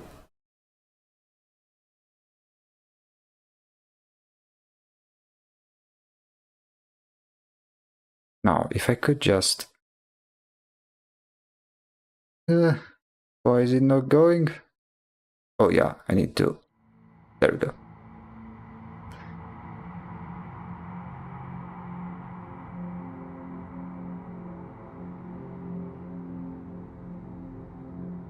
On April 1st, invert the colors, white solid colors, black outlines, don't even do it well, just a simple swap in slide mode. Yeah, that could be a neat idea. Now, let me go back to the gameplay. Sorry, not gameplay. To the art part. Now, one thing we always need to do is sometimes flip the canvas. It will greatly help finding different mistakes that you may not notice at the start, because sometimes you need to refresh your eyes. Like when you work for long periods of time on a specific piece, then your eyes kind of get used to what they are seeing, and so they overlook some mistakes that you may have done. By flipping the entire image, you like refresh the eyes, and it'll be as if they are watching a new image. So you notice right away if something is not right. It's a really good process. I highly recommend it. I'm suddenly scared to go back to all of the PixArts I've done and flipping them, because I've always forgotten about this technique whenever it would have been helpful. It is extremely helpful. It should be it should become a habit to do this. Really, I cannot stress this enough. It's one of the most useful techniques you can have, because the worst case scenario is that you finish your pieces and then you say, okay, it's finished, and then you watch it again like the next day and you notice everything that was wrong, and then you go like, ah, shit, why is it so ugly? But it doesn't have to be like this. By flipping the image while you do the process, you can spot the mistakes early and fix accordingly.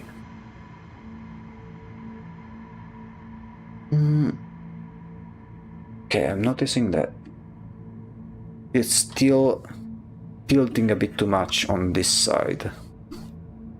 So what I'm going to do is move a little bit.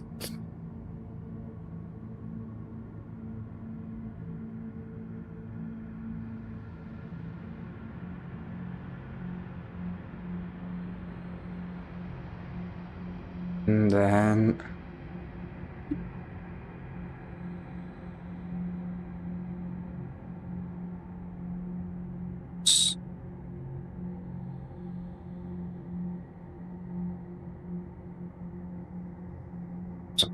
this.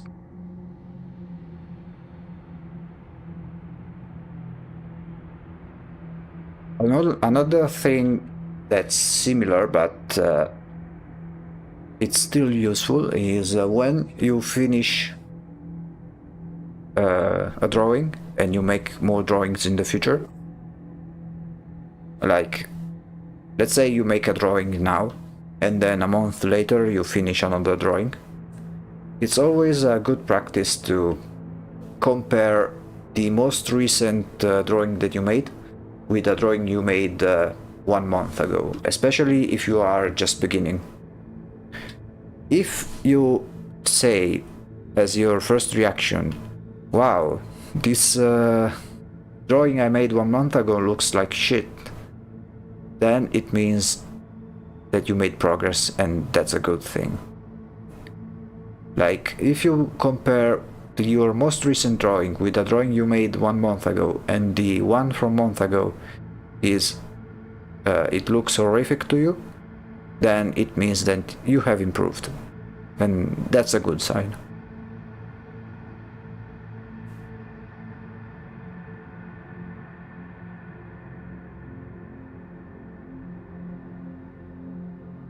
It works with pixel art as well, of course.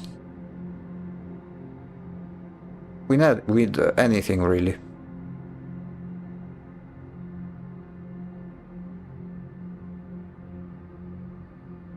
And even if it may take some time to get used to it, what's important is that overall, over time, it becomes a habit. Once it becomes a habit, it won't be a problem anymore.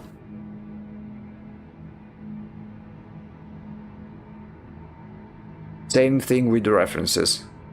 I cannot stress this enough.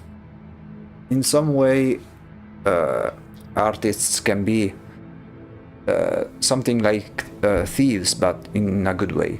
As in, you take the references and grab one piece from each reference, then assemble your interpretation of each element together to create something new and unique. As long as it's not like blatantly copying or tracing or stuff like that. Like, you take inspiration a little bit from different sources.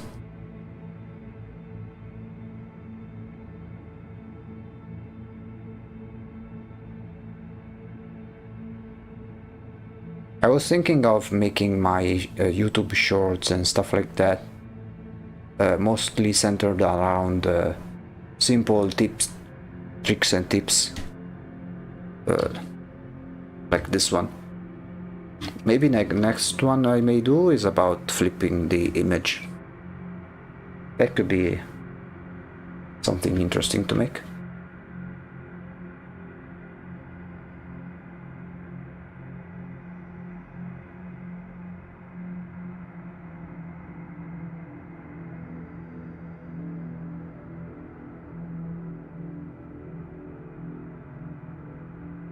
Okay, could do something like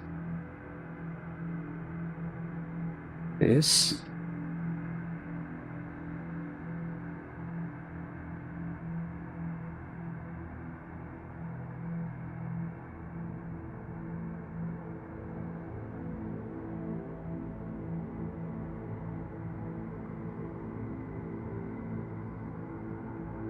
That could definitely work. Yeah.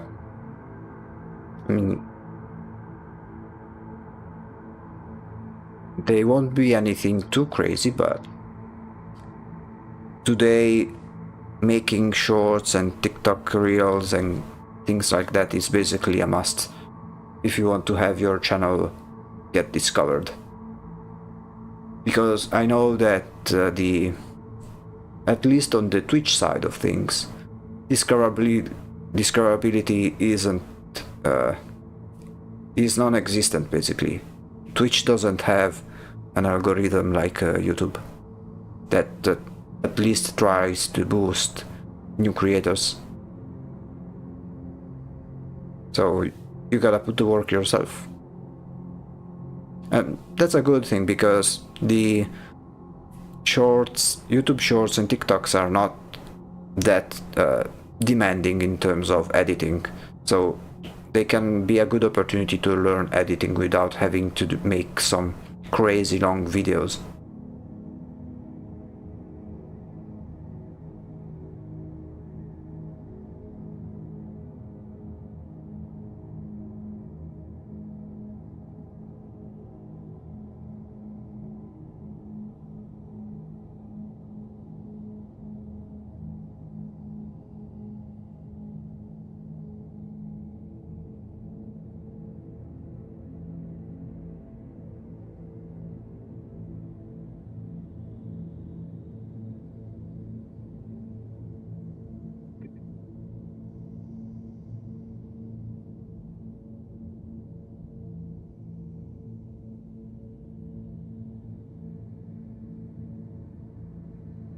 now that you mentioned that you do pixel art, I'm really curious to see some of your works. Maybe I can give you some tips if you'd like.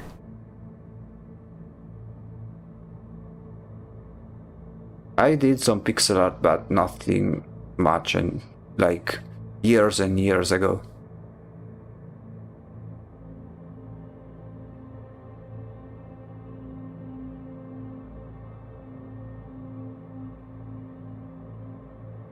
Okay, one is complete to the other.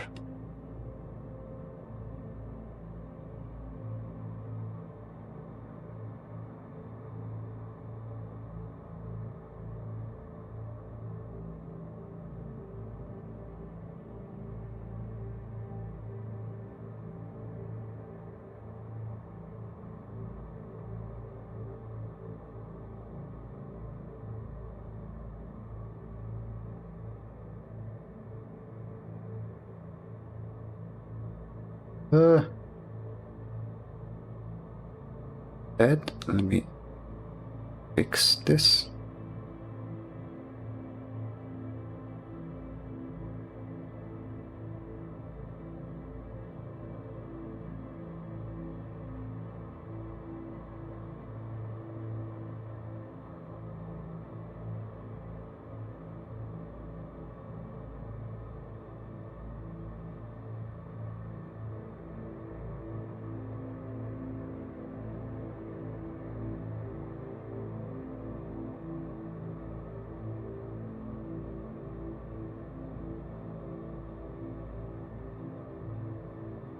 Then once we'll do the more detailed version of the masks, I'll show you some advanced techniques to make something look with much details.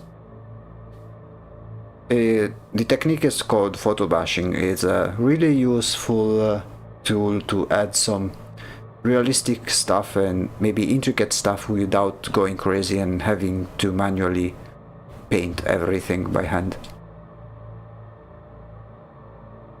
Okay. Oh.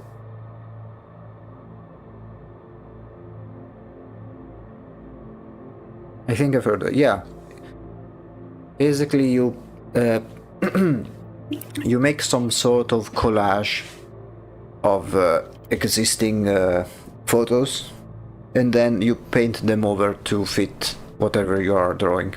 They are used for drawing very complex stuff if you want to be very detailed, so you don't go nuts when trying to draw something.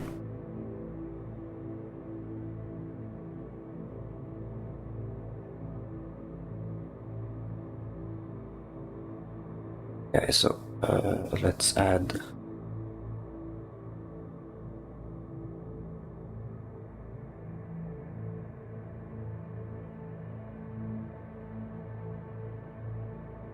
oops.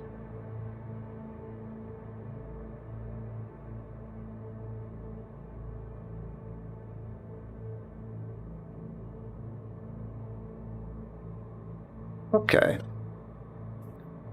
Now we can go crazy with the colors.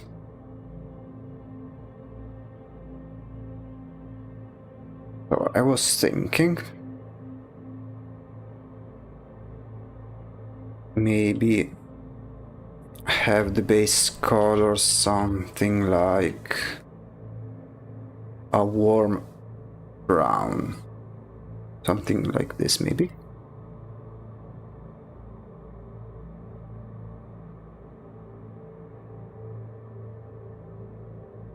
Same.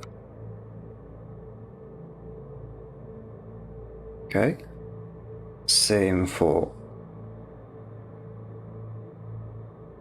these ones.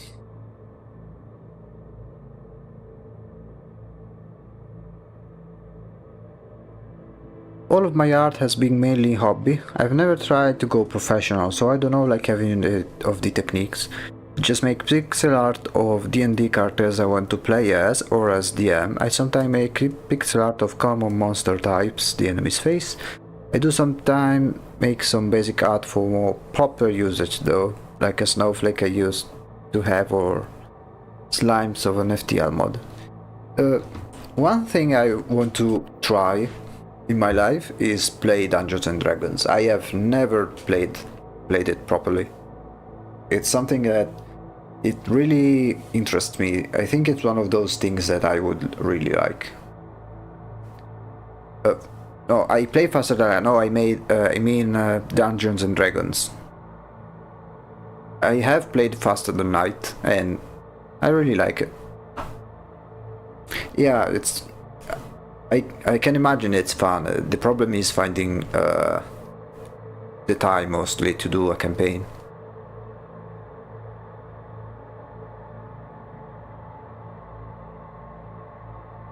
Since those can last. How long does it take to reach level 20? Which I know it's the maximum you can get, right?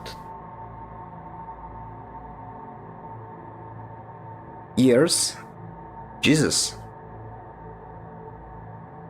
Usually years. And how do you determine how much experience you gain? Is it up to the game master, or?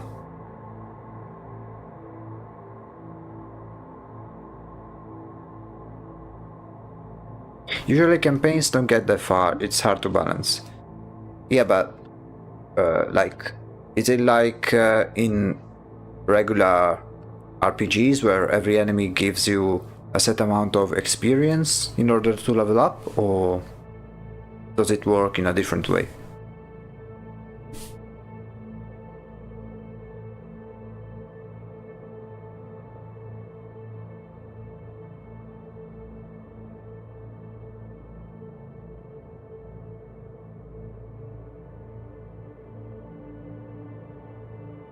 Usually monsters have a set XP, usually split among party members equally. Oh, okay. So it's just by design that it takes a lot of sessions to reach level 20, right?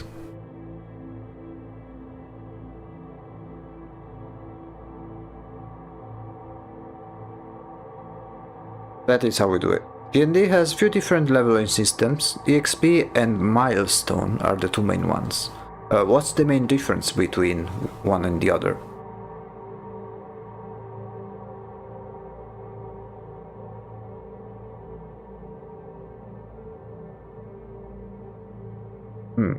What's the main difference?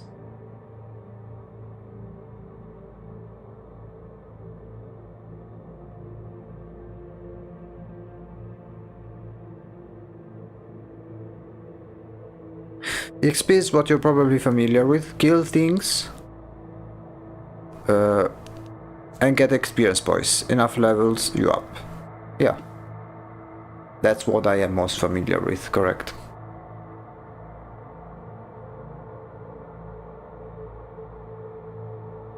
Milestone is more arbitrary, but in my opinion is the better system.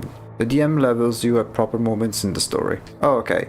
But it still affects the same stats, right? Same level. They are not two different measures for different things, right? Yeah.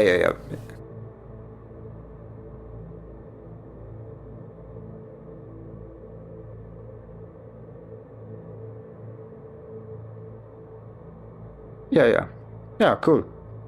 Of course, you need a good game master in order to do it, I imagine.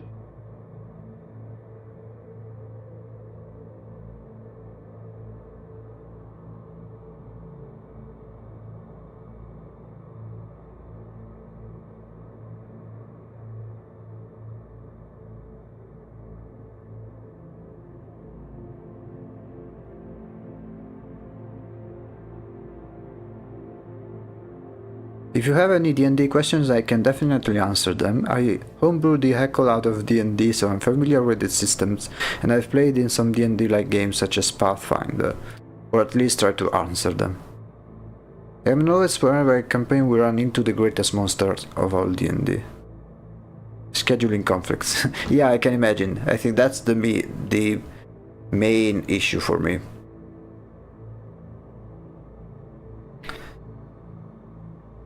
I've tried reading the rules of D&D, but there's like 50 different manuals, and I have no clue where to look.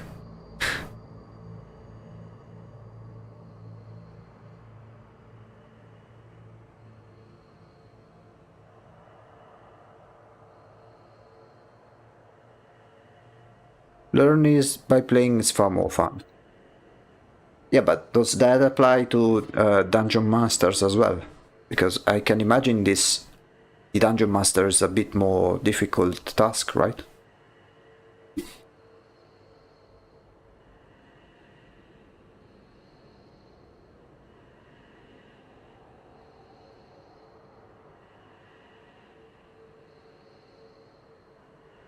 I am the guy you hand a new board game manual so they can set up the board. Oh.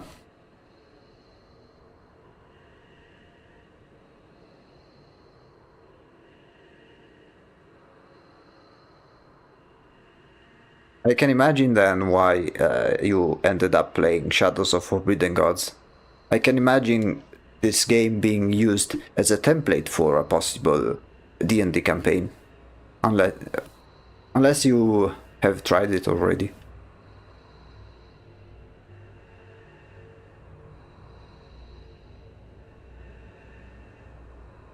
Oh, 100%, yeah.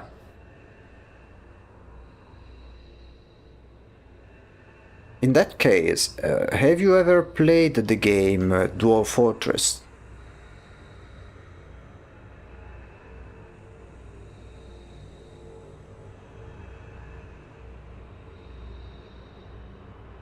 Rimworld, yeah. Basically, the fortress is the grandpa of Rimworld. Oh, Dwarf Fortress. Dwarf Fortress is like, I've never played Rimworld, but I can tell you for a fact that Dwarf Fortress is like 20 times more complex. Not necessarily hard, but definitely more complex. Like, you watched the original version or the Steam version?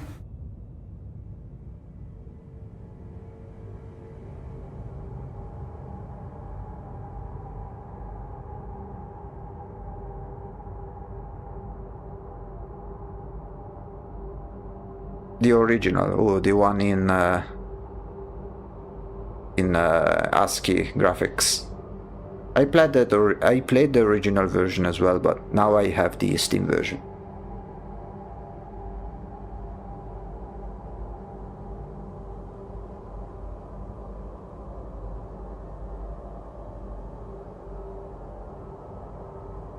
Back when cats would vomit forever. Yeah, I know about that one. Crazy. I mean, now the Steam version is really nice. It received an update, a Siege update, recently, which basically improved the way sieges work by a mile. Spaghetti code. I mean, to be fair, when you work on a project for 20 years, you end up missing some parts of the code. I remember that in an interview they said that they sometimes go back to code they haven't checked out in years, since it's so complex.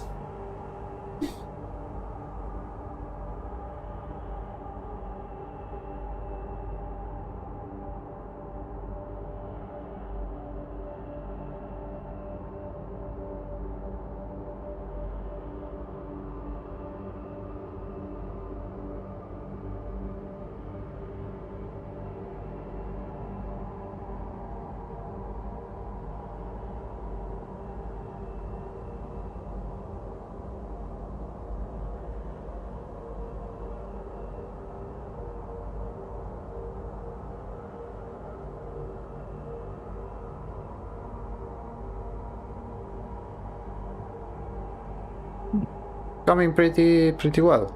I need to fix the mask because I don't like this white color.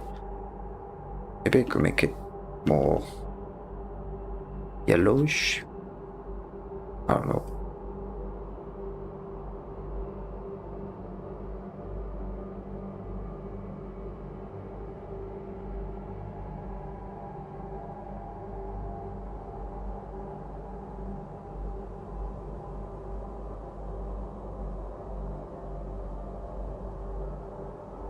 I have lots of board games I would love to play with some friends. To the level that I get in TTS, to play online is looking like a better idea.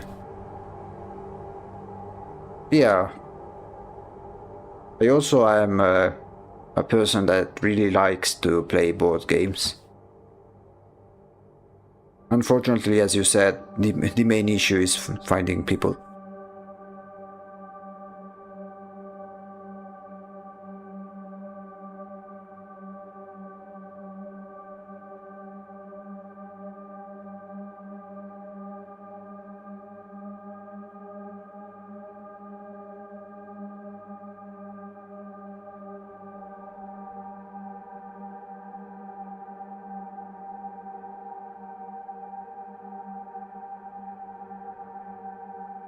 Yep, what do you play? Or, well, I have as board games many of the classics, like Monopoly, Risico. Then I have this one, which is currently my favorite, which is called Bang. It's essentially a Western-themed card game where you have different roles, and each role has a different goal in order to win. Could you try the mask as an autumn red? Let's try. Let me make real quick this one more.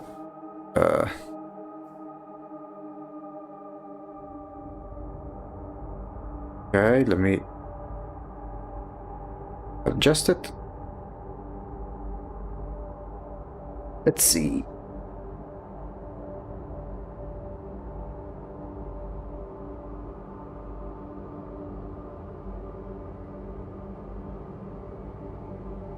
Something like this, maybe?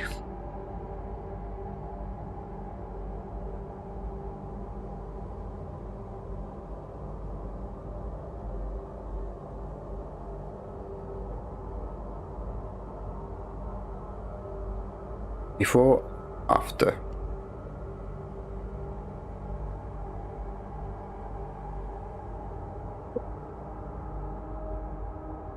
Almost forgot.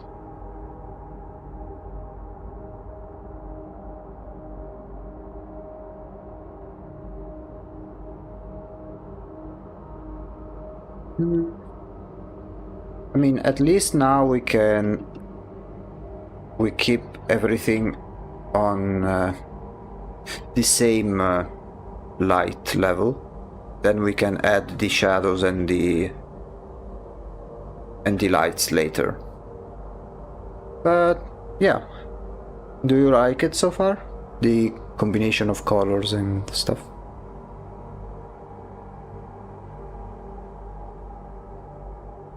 What is most vibrant red you see on autumn leaves? Yeah, I could try that. Okay, let's try. Although I don't want to go too vibrant because the I mean, it will become vibrant once we add the light. But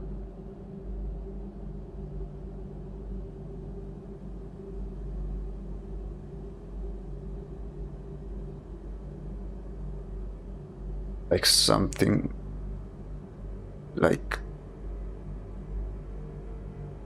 this. Of the fruits and veggies. Nice. I'm not sure, because what if I try to make it instead like very dark, and once we'll add the lighting, we can make it so it's reddish. Lucky, so far seems like a very good once the vibrancy is added from the brightness tab. Yeah. Now we are only... Let me just try something real quick.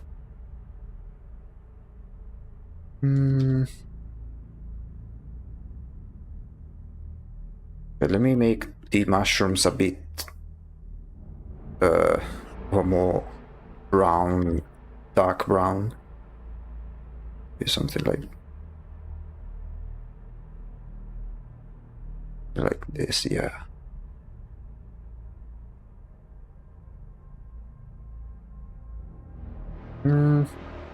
This red is not... I mean, doesn't tell me much. Okay, this one we can add later.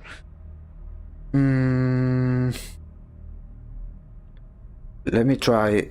Oh, wait, first let me add the moss. Here there should be some moss.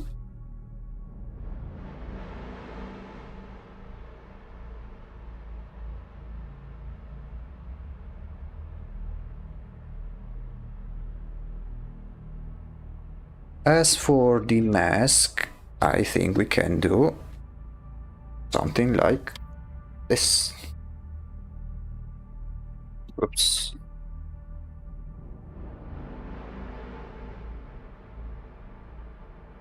So I made a separate layer so we can change the color without having to change the other elements. The red doesn't fit, yeah. So I will try... Let's try like very, very dark. And then once we do the lighting, we'll see how it goes.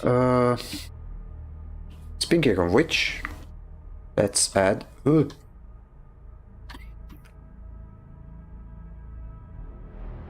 Let's add some lighting. Let me just...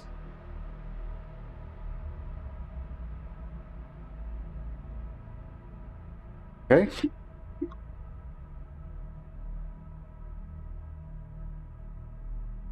Okay, let's do the mask right away so we can tell exactly if it works or not. I want the light to be something of a bright yellow, something like this. I'm making some quick tests. Wait, I can use... Let's use this one.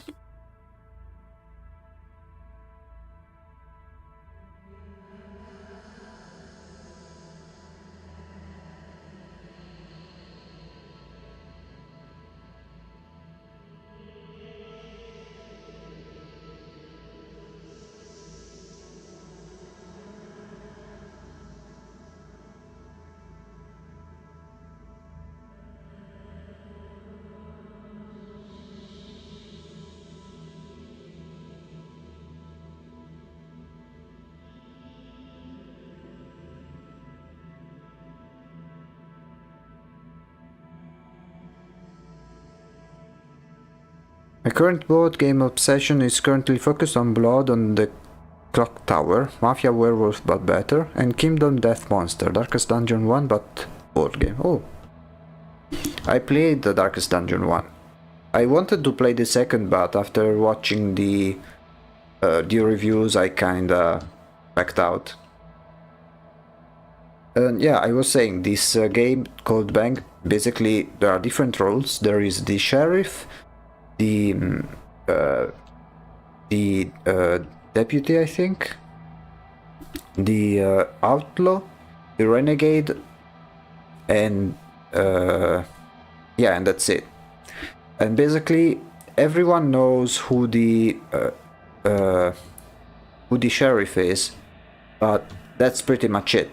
Like, the other roles are hidden. Yeah. So basically, the role of the sheriff is to kill the outlaws and the renegade. The deputy has to help the sheriff. Then the outlaws need to kill the sheriff, and the renegade needs to be the last remaining person alive in the entire game.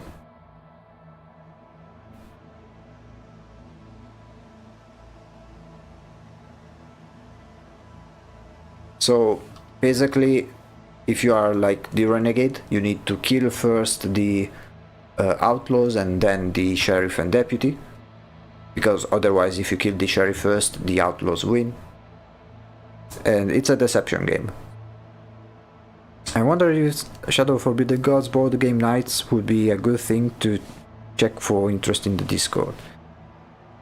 I mean, it could be cool, but it needs to be simplified somehow, because as it is now, it's very complex.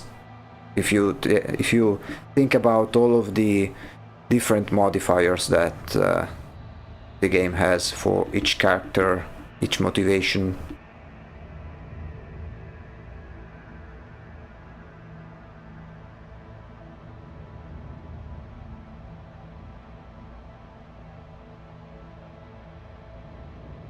I was thinking of doing something like this.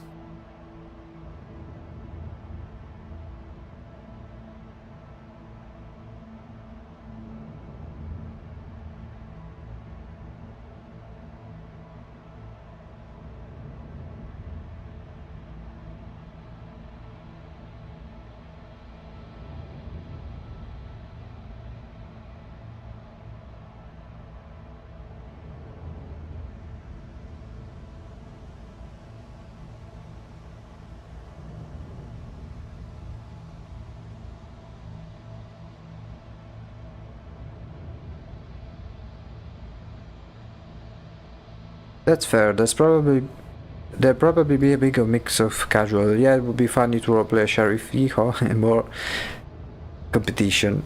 I mean, yeah, it's pretty dynamic too. That game has lots of expansion as well.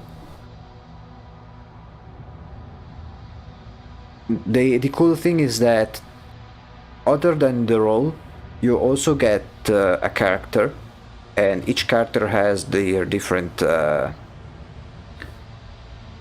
abilities. And it's a card that plays like similarly to Yu-Gi-Oh, for example.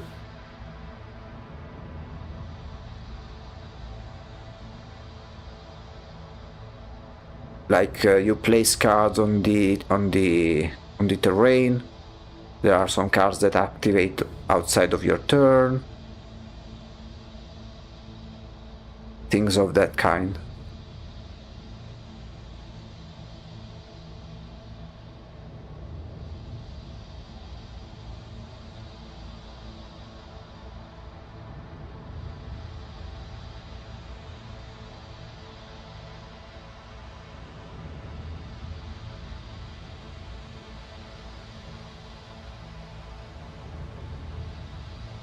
I'd be willing to do stuff, and by stuff I mean board game night. Look, it sounds fun. Yeah, it's quite a nice game. I highly recommend it.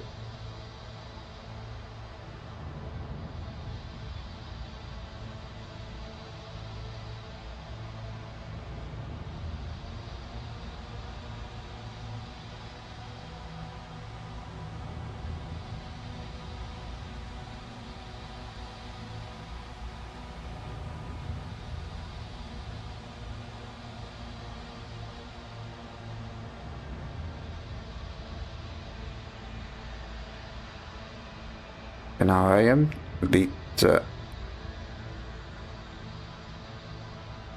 it may take some time here to make all of the lighting, because it's full of stuff, so...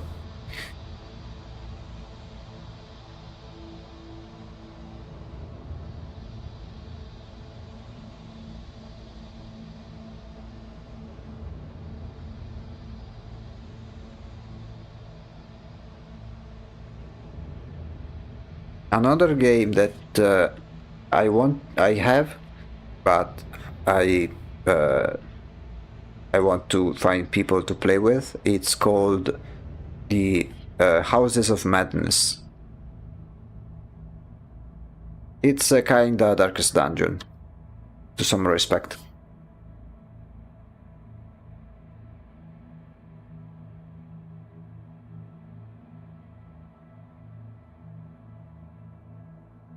Let me just do a quick comparison. Okay. I don't want to get too ahead of myself. Oh.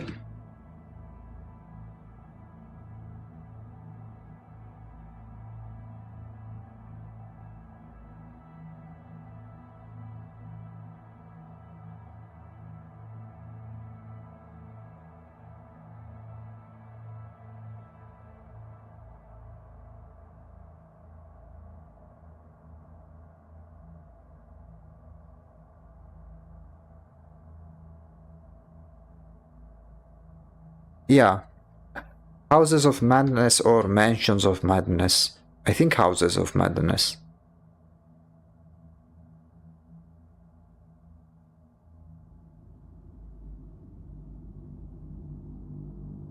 It's a game where you solve mysteries, and like Darkest Dungeon, they have like vitality and sanity as stats.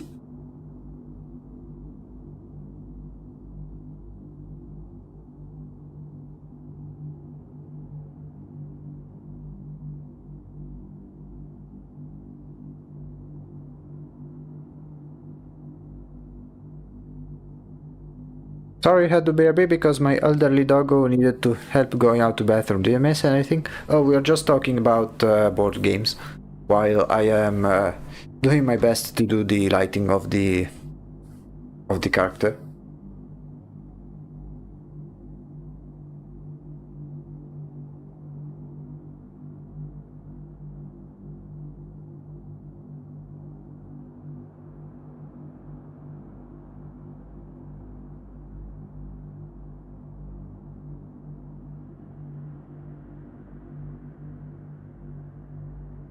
I'm doing a quick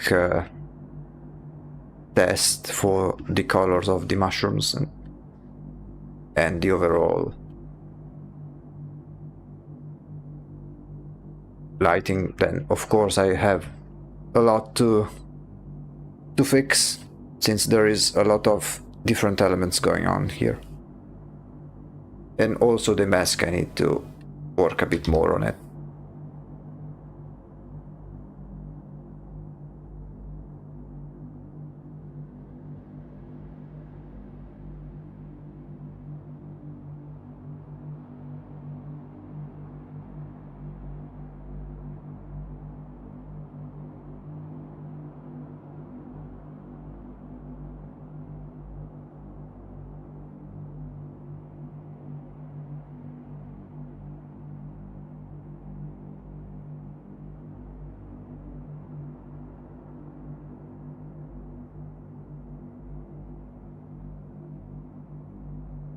Kingdom Death Monster is my game for DD like.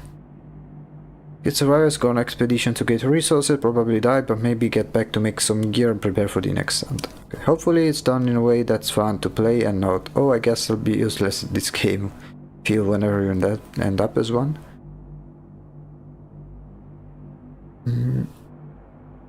Oh, you mean by the board game version of Shadow of Forbidden Gods?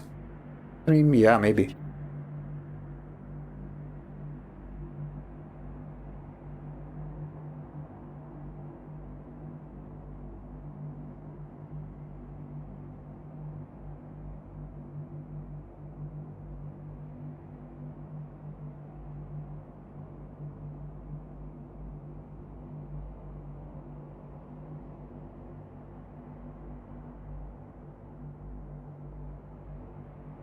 Okay.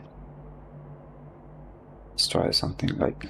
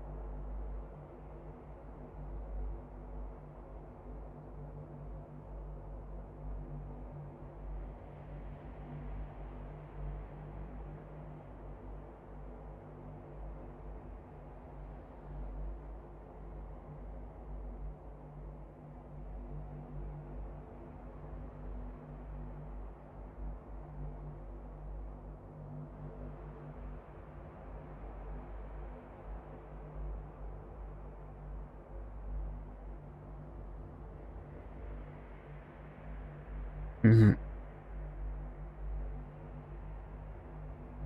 Okay. The drunk is a drop from the bag. Instead, someone who puts a townsfolk talk in the drunk. You don't know you're useless. Yeah, fair enough.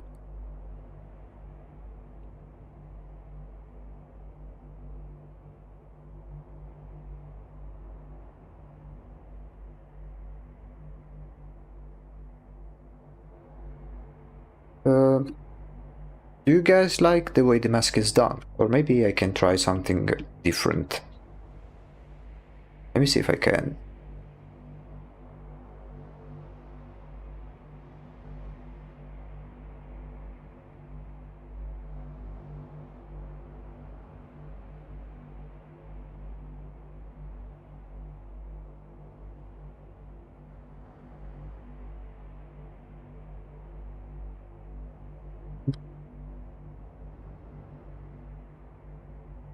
Hmm.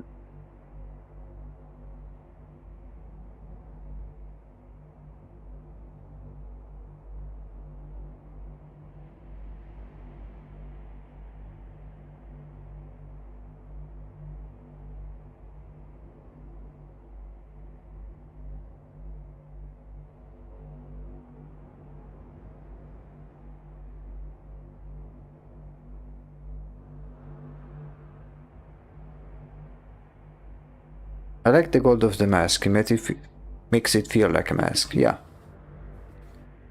Just need to find a way to make it interesting.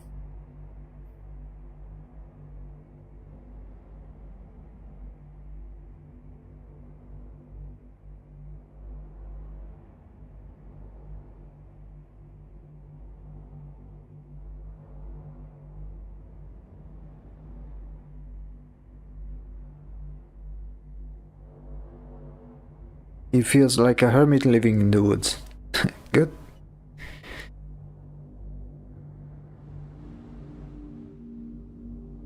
Although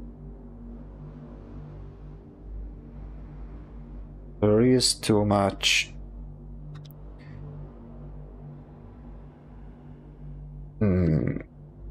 Let's see, dark shadows. I think. Maybe something like this.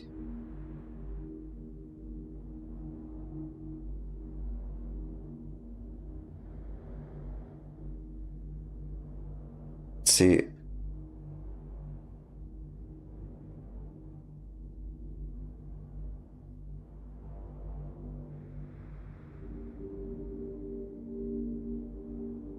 Before and after.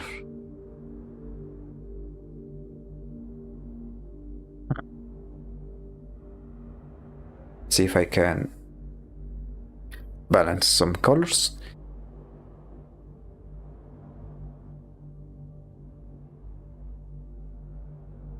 Maybe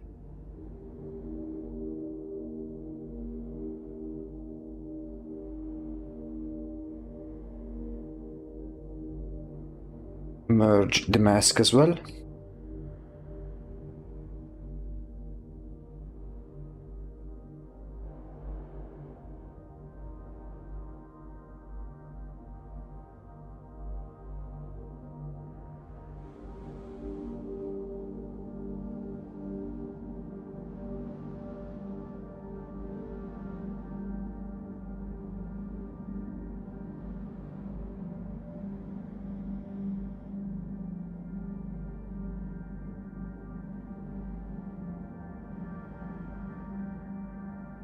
I think we lost the mushroom mouse. Oh, don't worry, I'll fix it later in 1 second.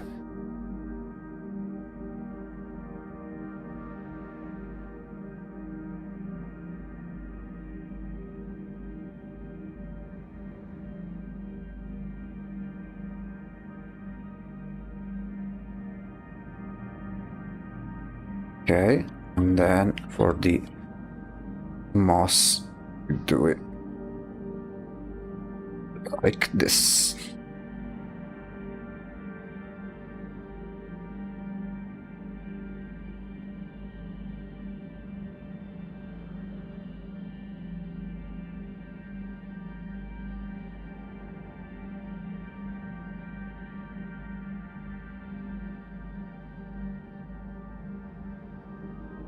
And then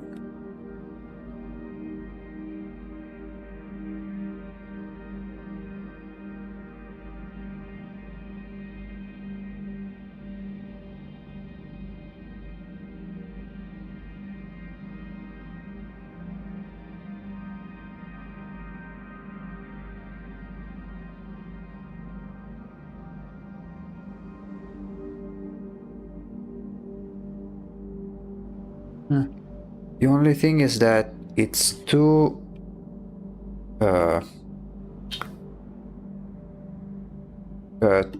too dark in some areas and too colorful all around.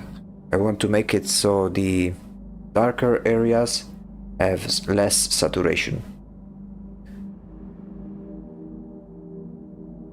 And I can always do something like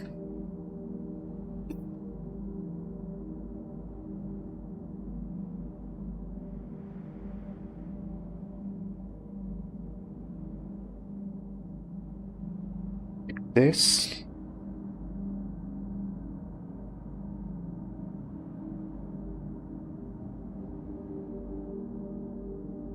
Now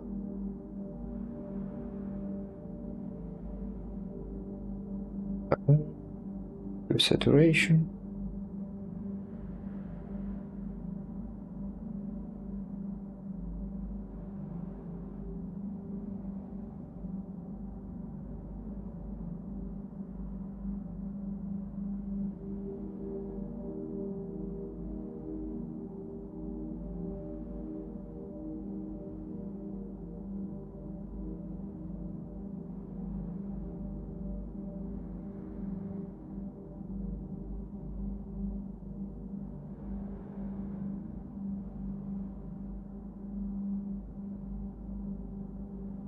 Let's try and see how it looks with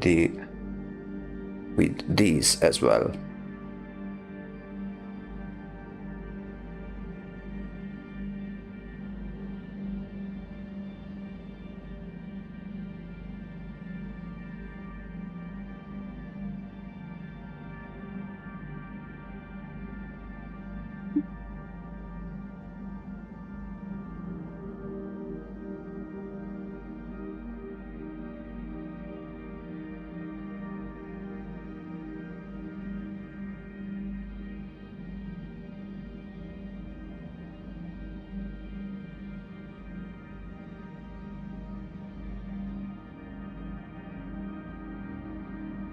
And make it darker.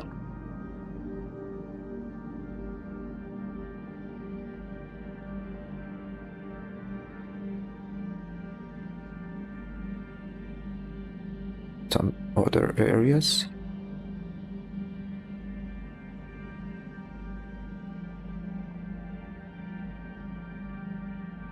And in this one,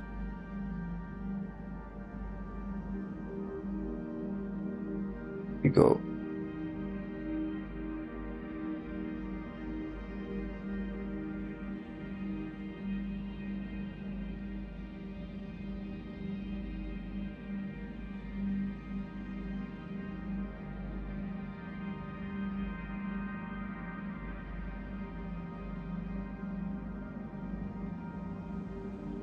yeah, it's slowly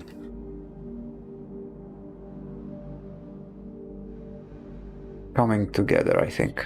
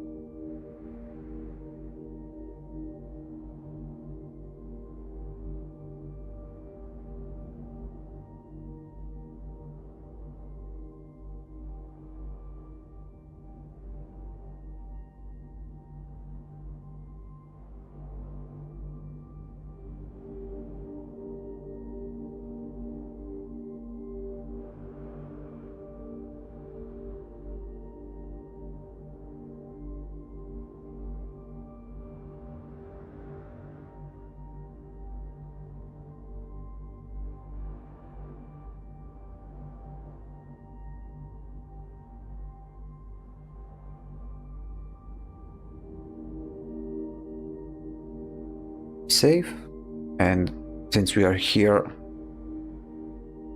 let me rotate.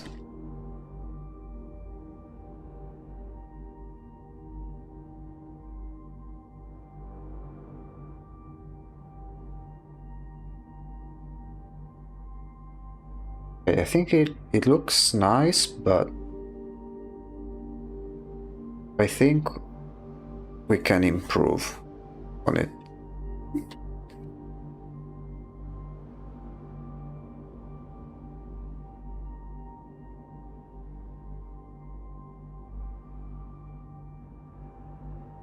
We can improve on it by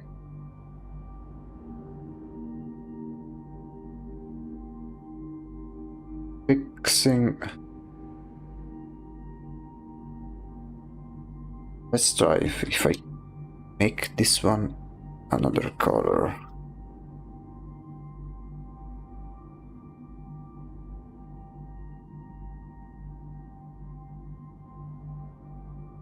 And then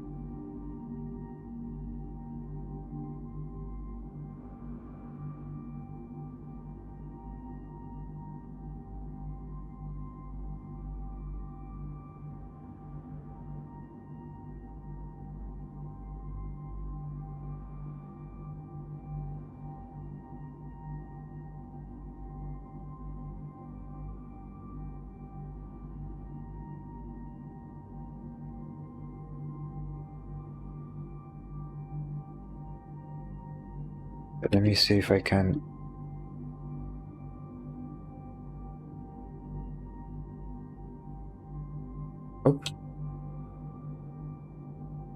Oh.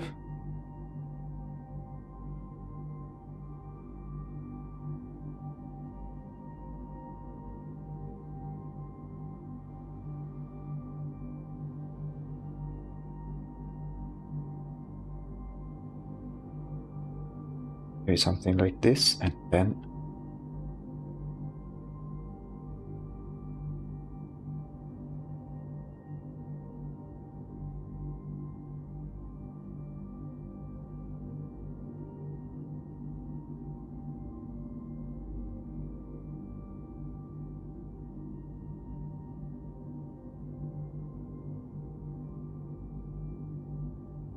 okay. Cookie Clicker flashbacks, I don't know why. Really? I've never played Cookie Clicker, to be honest. Is it really as good as people say it is?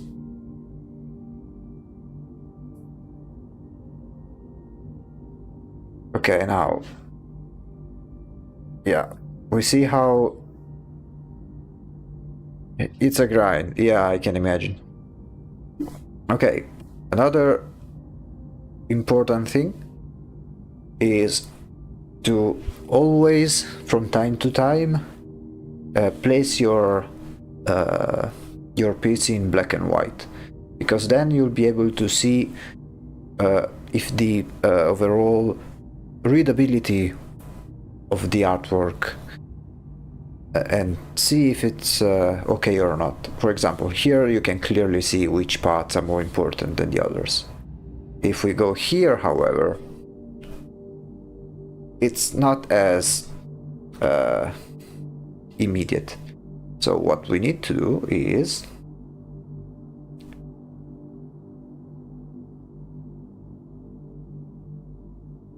make these final touches that really bring the character to life. You can try it with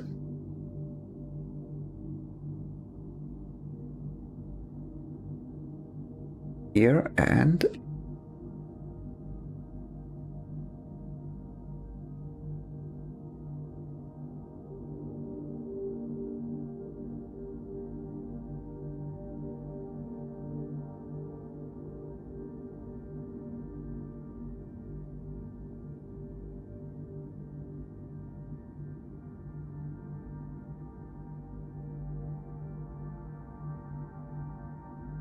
Something like this.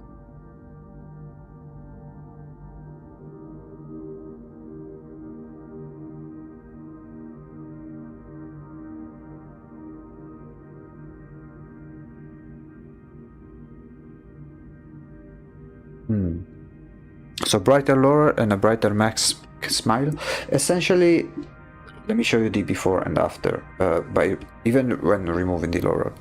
You see how now there's very similar grays pretty much everywhere. Like, it's still darker here, but for example, these grays are too similar to these ones, and it gets boring. Now watch the difference. It's night and day. Here you can clearly see that the important part is up here. Before and after.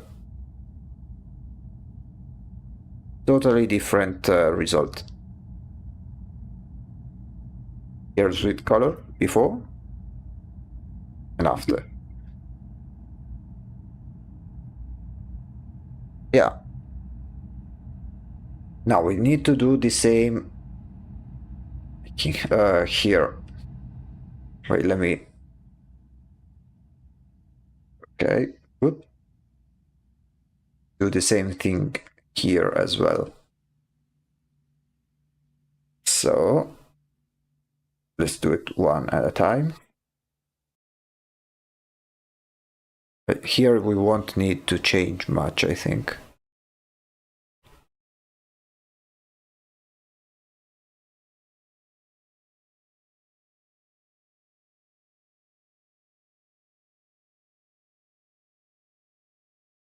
Okay.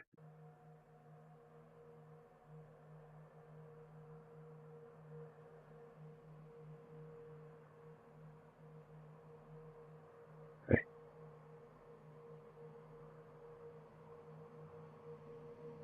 And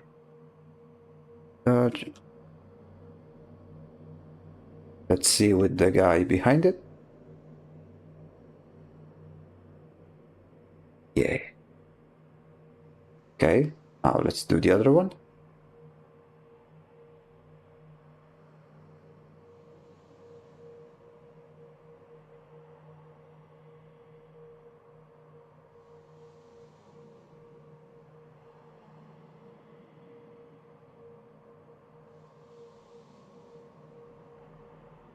Now we add both to see, yeah. Let me.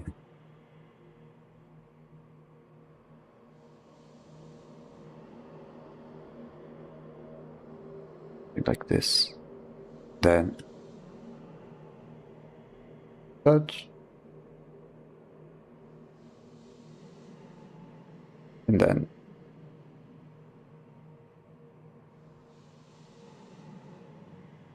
I've always used light with a point somewhere. I've never thought about using to highlight important areas. Yeah, it's a mix of both. So you decide which part you want to highlight, and then position the light in a way which highlights the most important parts. Like, you shouldn't just place a point somewhere just because. Everything needs to work in favor of what you're drawing.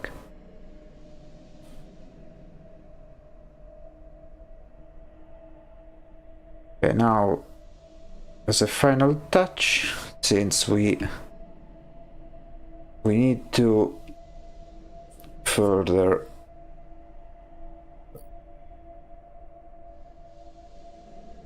improve the laurels, we'll do one final pass for them. Oops.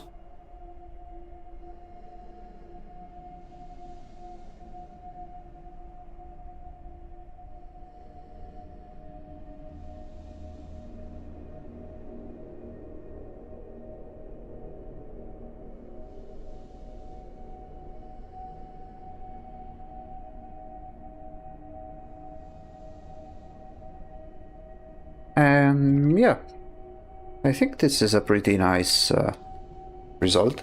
And of course we could go more into much more details. For example, now I'll just do it for the sake of it, but this is still a sketch as far as we know. We could go something like this. Like, now there is still the all of the sketch in front of it. In the final version it will be painted over, like you won't see all of these black lines, for instance. Something like this, maybe some highlights. Oh yeah, good.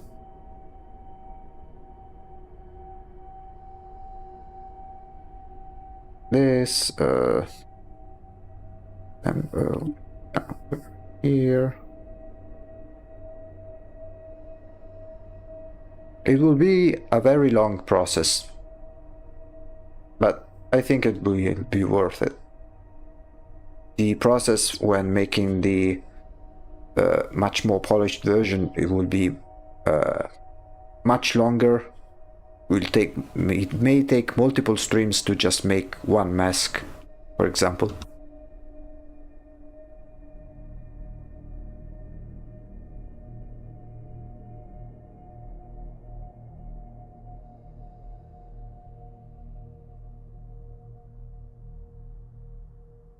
Something like this.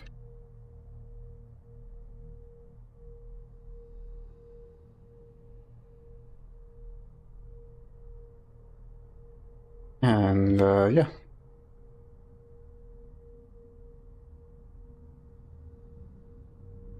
Here add some highlights. I'm just adding it just because.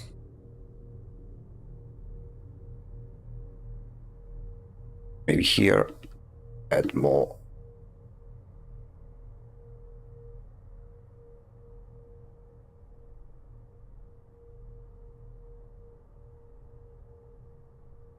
It's extra dark.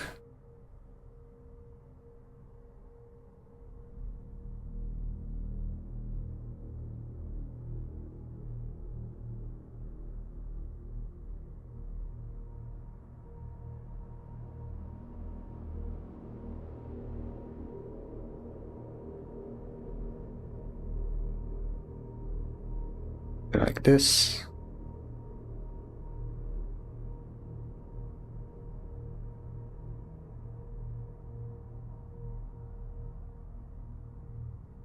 And yeah. Fogli sul casino.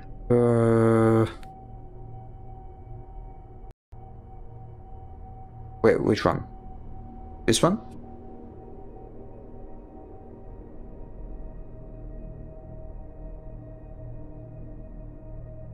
Ah, Nazin, okay. Yeah, the leaf on the little nose. Okay.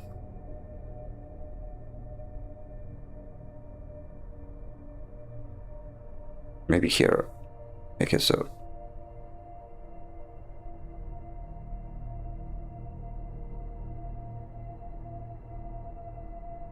It's a bit more. This should have been a potato, but I think I failed.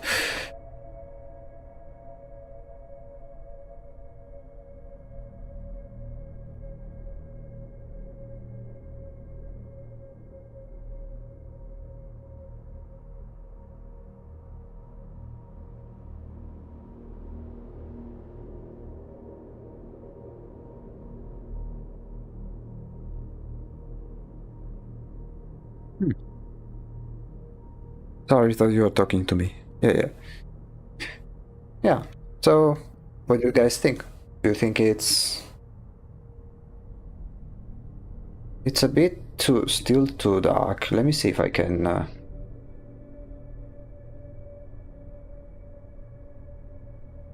like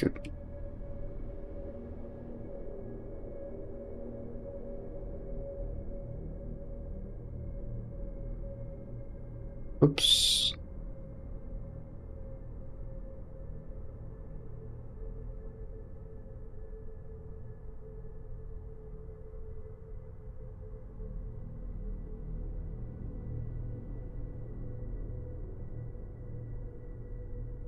Oh, let's try just for the sake of it.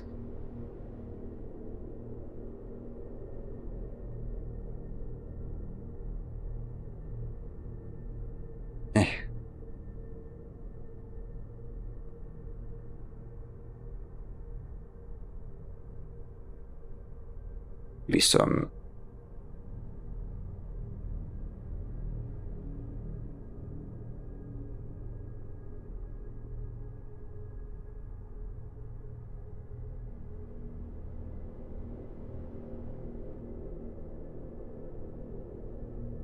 Yeah.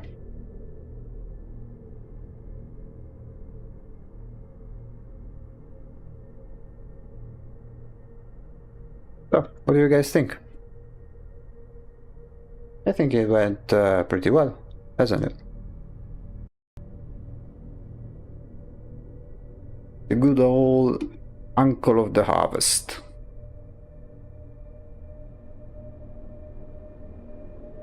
I think this will be so far the most challenging one to replicate. I may need to simplify it because, I mean, I don't know. The first one seemed very simple in comparison. I either need to, I mean, the lighting is much simpler, of course, but let me just. Once we'll do the final versions, I'll either need to make these ones more complex or this one more simple. It's a lot going on, yeah. I think I will simply add more details for the other ones. Like, I don't know, in this one I'll add more decorations on the fabric. This one maybe I'll add more elements without having to change too much about the base design, but maybe here also add some more jewelry or stuff like that. I guess we'll see. After all, this is a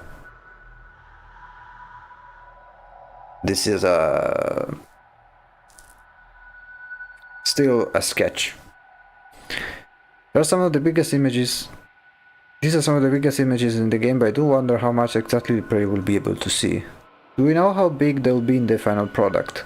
If I'm not mistaken, let me show it.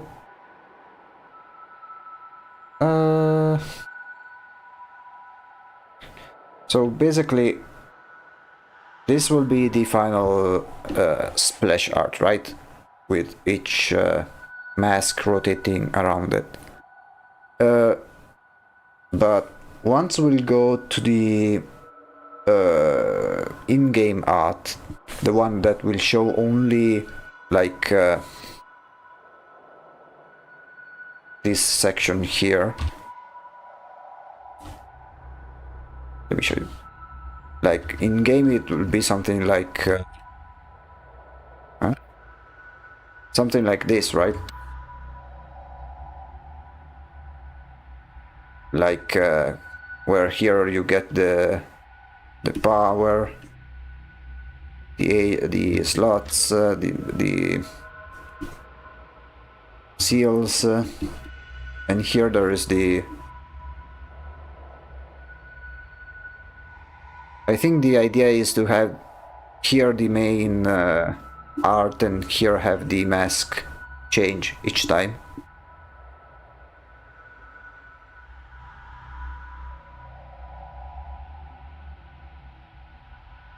No, basically the way I'll make it is that the final art will be like this, with the different masks rotating. But then I'll have to redraw the masks once again to make it so they will be placed in front of the head once it's in the top left corner of the game. because as the seasons change, then each mask will be placed in front of the face of the guy. So now we are about to finish the design phase for each mask. And this is only the base design. We still may have to change some things once we'll make them in the final version. We do have to make them like this, and then make each one like this, like using this as a base. So we'll have to draw them multiple times. I think the way I'll make it is I'll make first this version, because those will be the most challenging, and then at the end I'll do these versions here.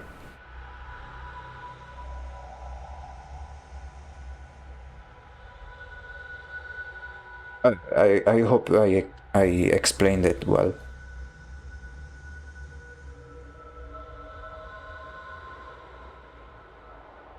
Then decide who is facing backwards. Yeah. Spoiler alert, I think the most complex ones will be the ones in the background, so I have less to draw. But I guess we'll see.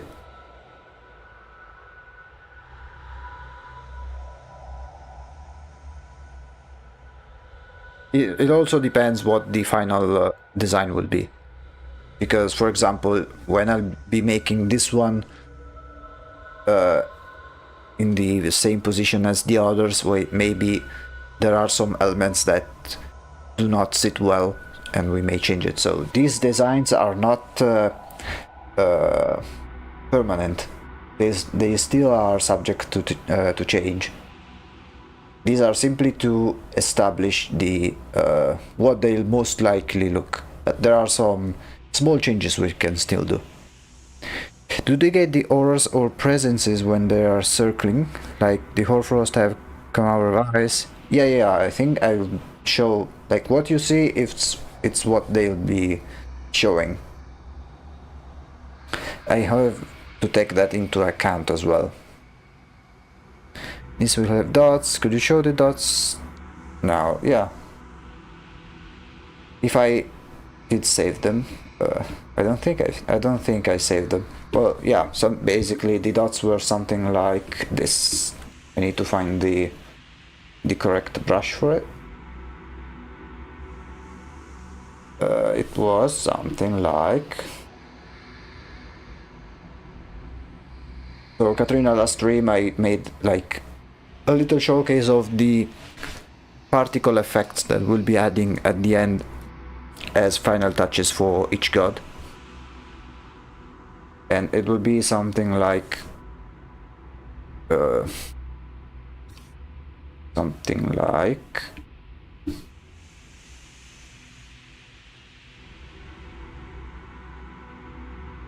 like this, for example. Now this is a bit too much, but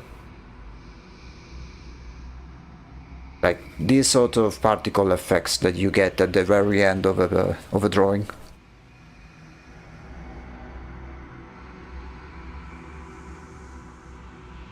These little particle effects, but those will be at the very end of the project.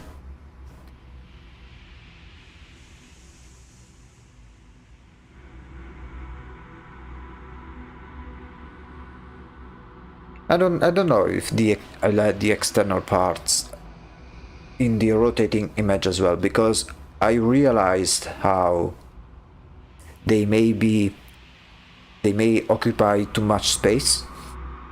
So maybe we could do it like the extra stuff is present only when placed within the main halo. Probably check out the last stream on YouTube to reviews the channel. Thank you. Love to see that, and also because I like hearing people talk about works I'm working on, and so any discussion of the needs seem awesome to listen on. Oh, well, glad you like it.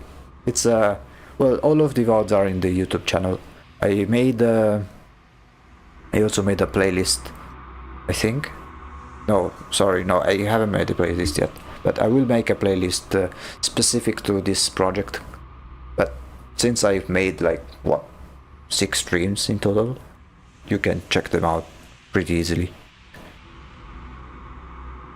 And yeah, maybe I'll think about it. Maybe we'll do like here only the floating heads, and once they are placed, like have the extra stuff. It really depends how much clutter they occupy. That would make sense if extra stuff would be only in the Halo, especially since they're more powerful within the Halo, controlling the seasons and all that. Yeah. I think it'll make sense. I think that can be a good addition. Yeah. It will also save me time when placing the masks all around. It will spare me more headaches. Well, I think that I have to be honest. I thought I wasn't going to finish designing this one in time because it had so many elements, but in the end I think we managed to pull this off. At least, of course, it's not perfect by any means, but the base concept is there. Now,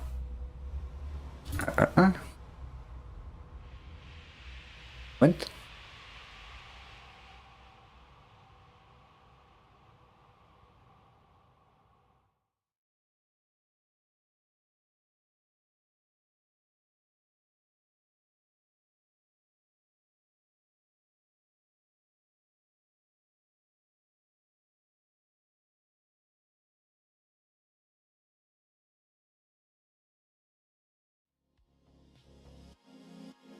There we go. I think this has been a really productive stream. Now, he's selectable, yeah. Just a couple of days ago, I got the Uncle's mod working. He doesn't have any powers yet, and I need to figure out UA aims for the Revelers. Selectable, okay. Nice.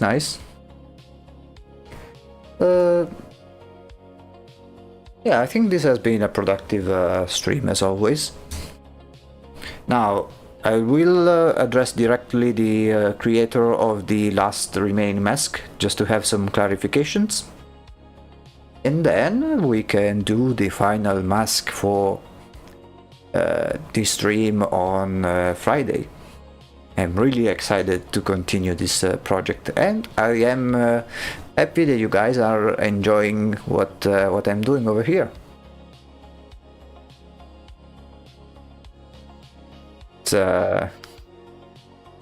It's quite something, yeah.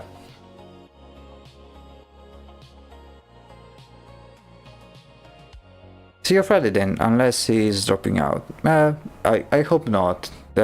Because if he sticks, then we'll have 7 masks, and the number 7 is quite a nice.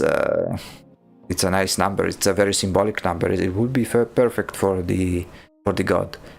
If he drops out, then I may ask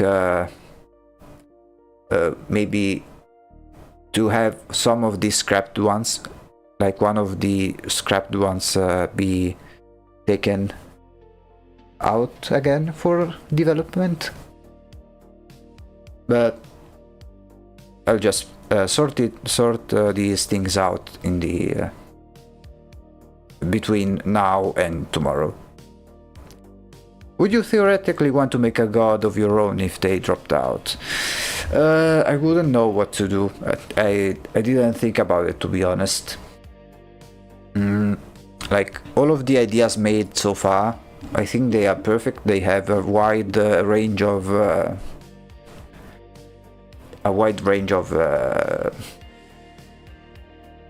different themes, and I mean, I am already thinking about the art, which is basically what I do.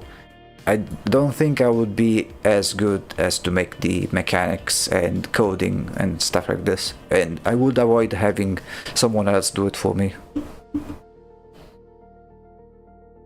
I mean, I am pretty happy already doing the art for everything else, especially since you guys love it so far. So, I mean, I think this has been one of the longest streams we've made so far. Let me check. Almost 4 hours. Nice. Dupli said he might be able to cut some sub-gods if someone could tell him what he wanted to sub-god way back when. Almost 4 hours. Yeah. Good. I'm glad to see these results. But as like all good things, something comes to an end. Now it ended on a very good note with the final design and with Friday, the last mask. I want to thank you again for Katrina for both following and donating. Thank you so much for your support. And yeah, I guess we'll see you on Friday for another art stream, like always. This has been the Void Executive. We have reached the end of the broadcast. Thank you for coming, and good night to everyone. See you!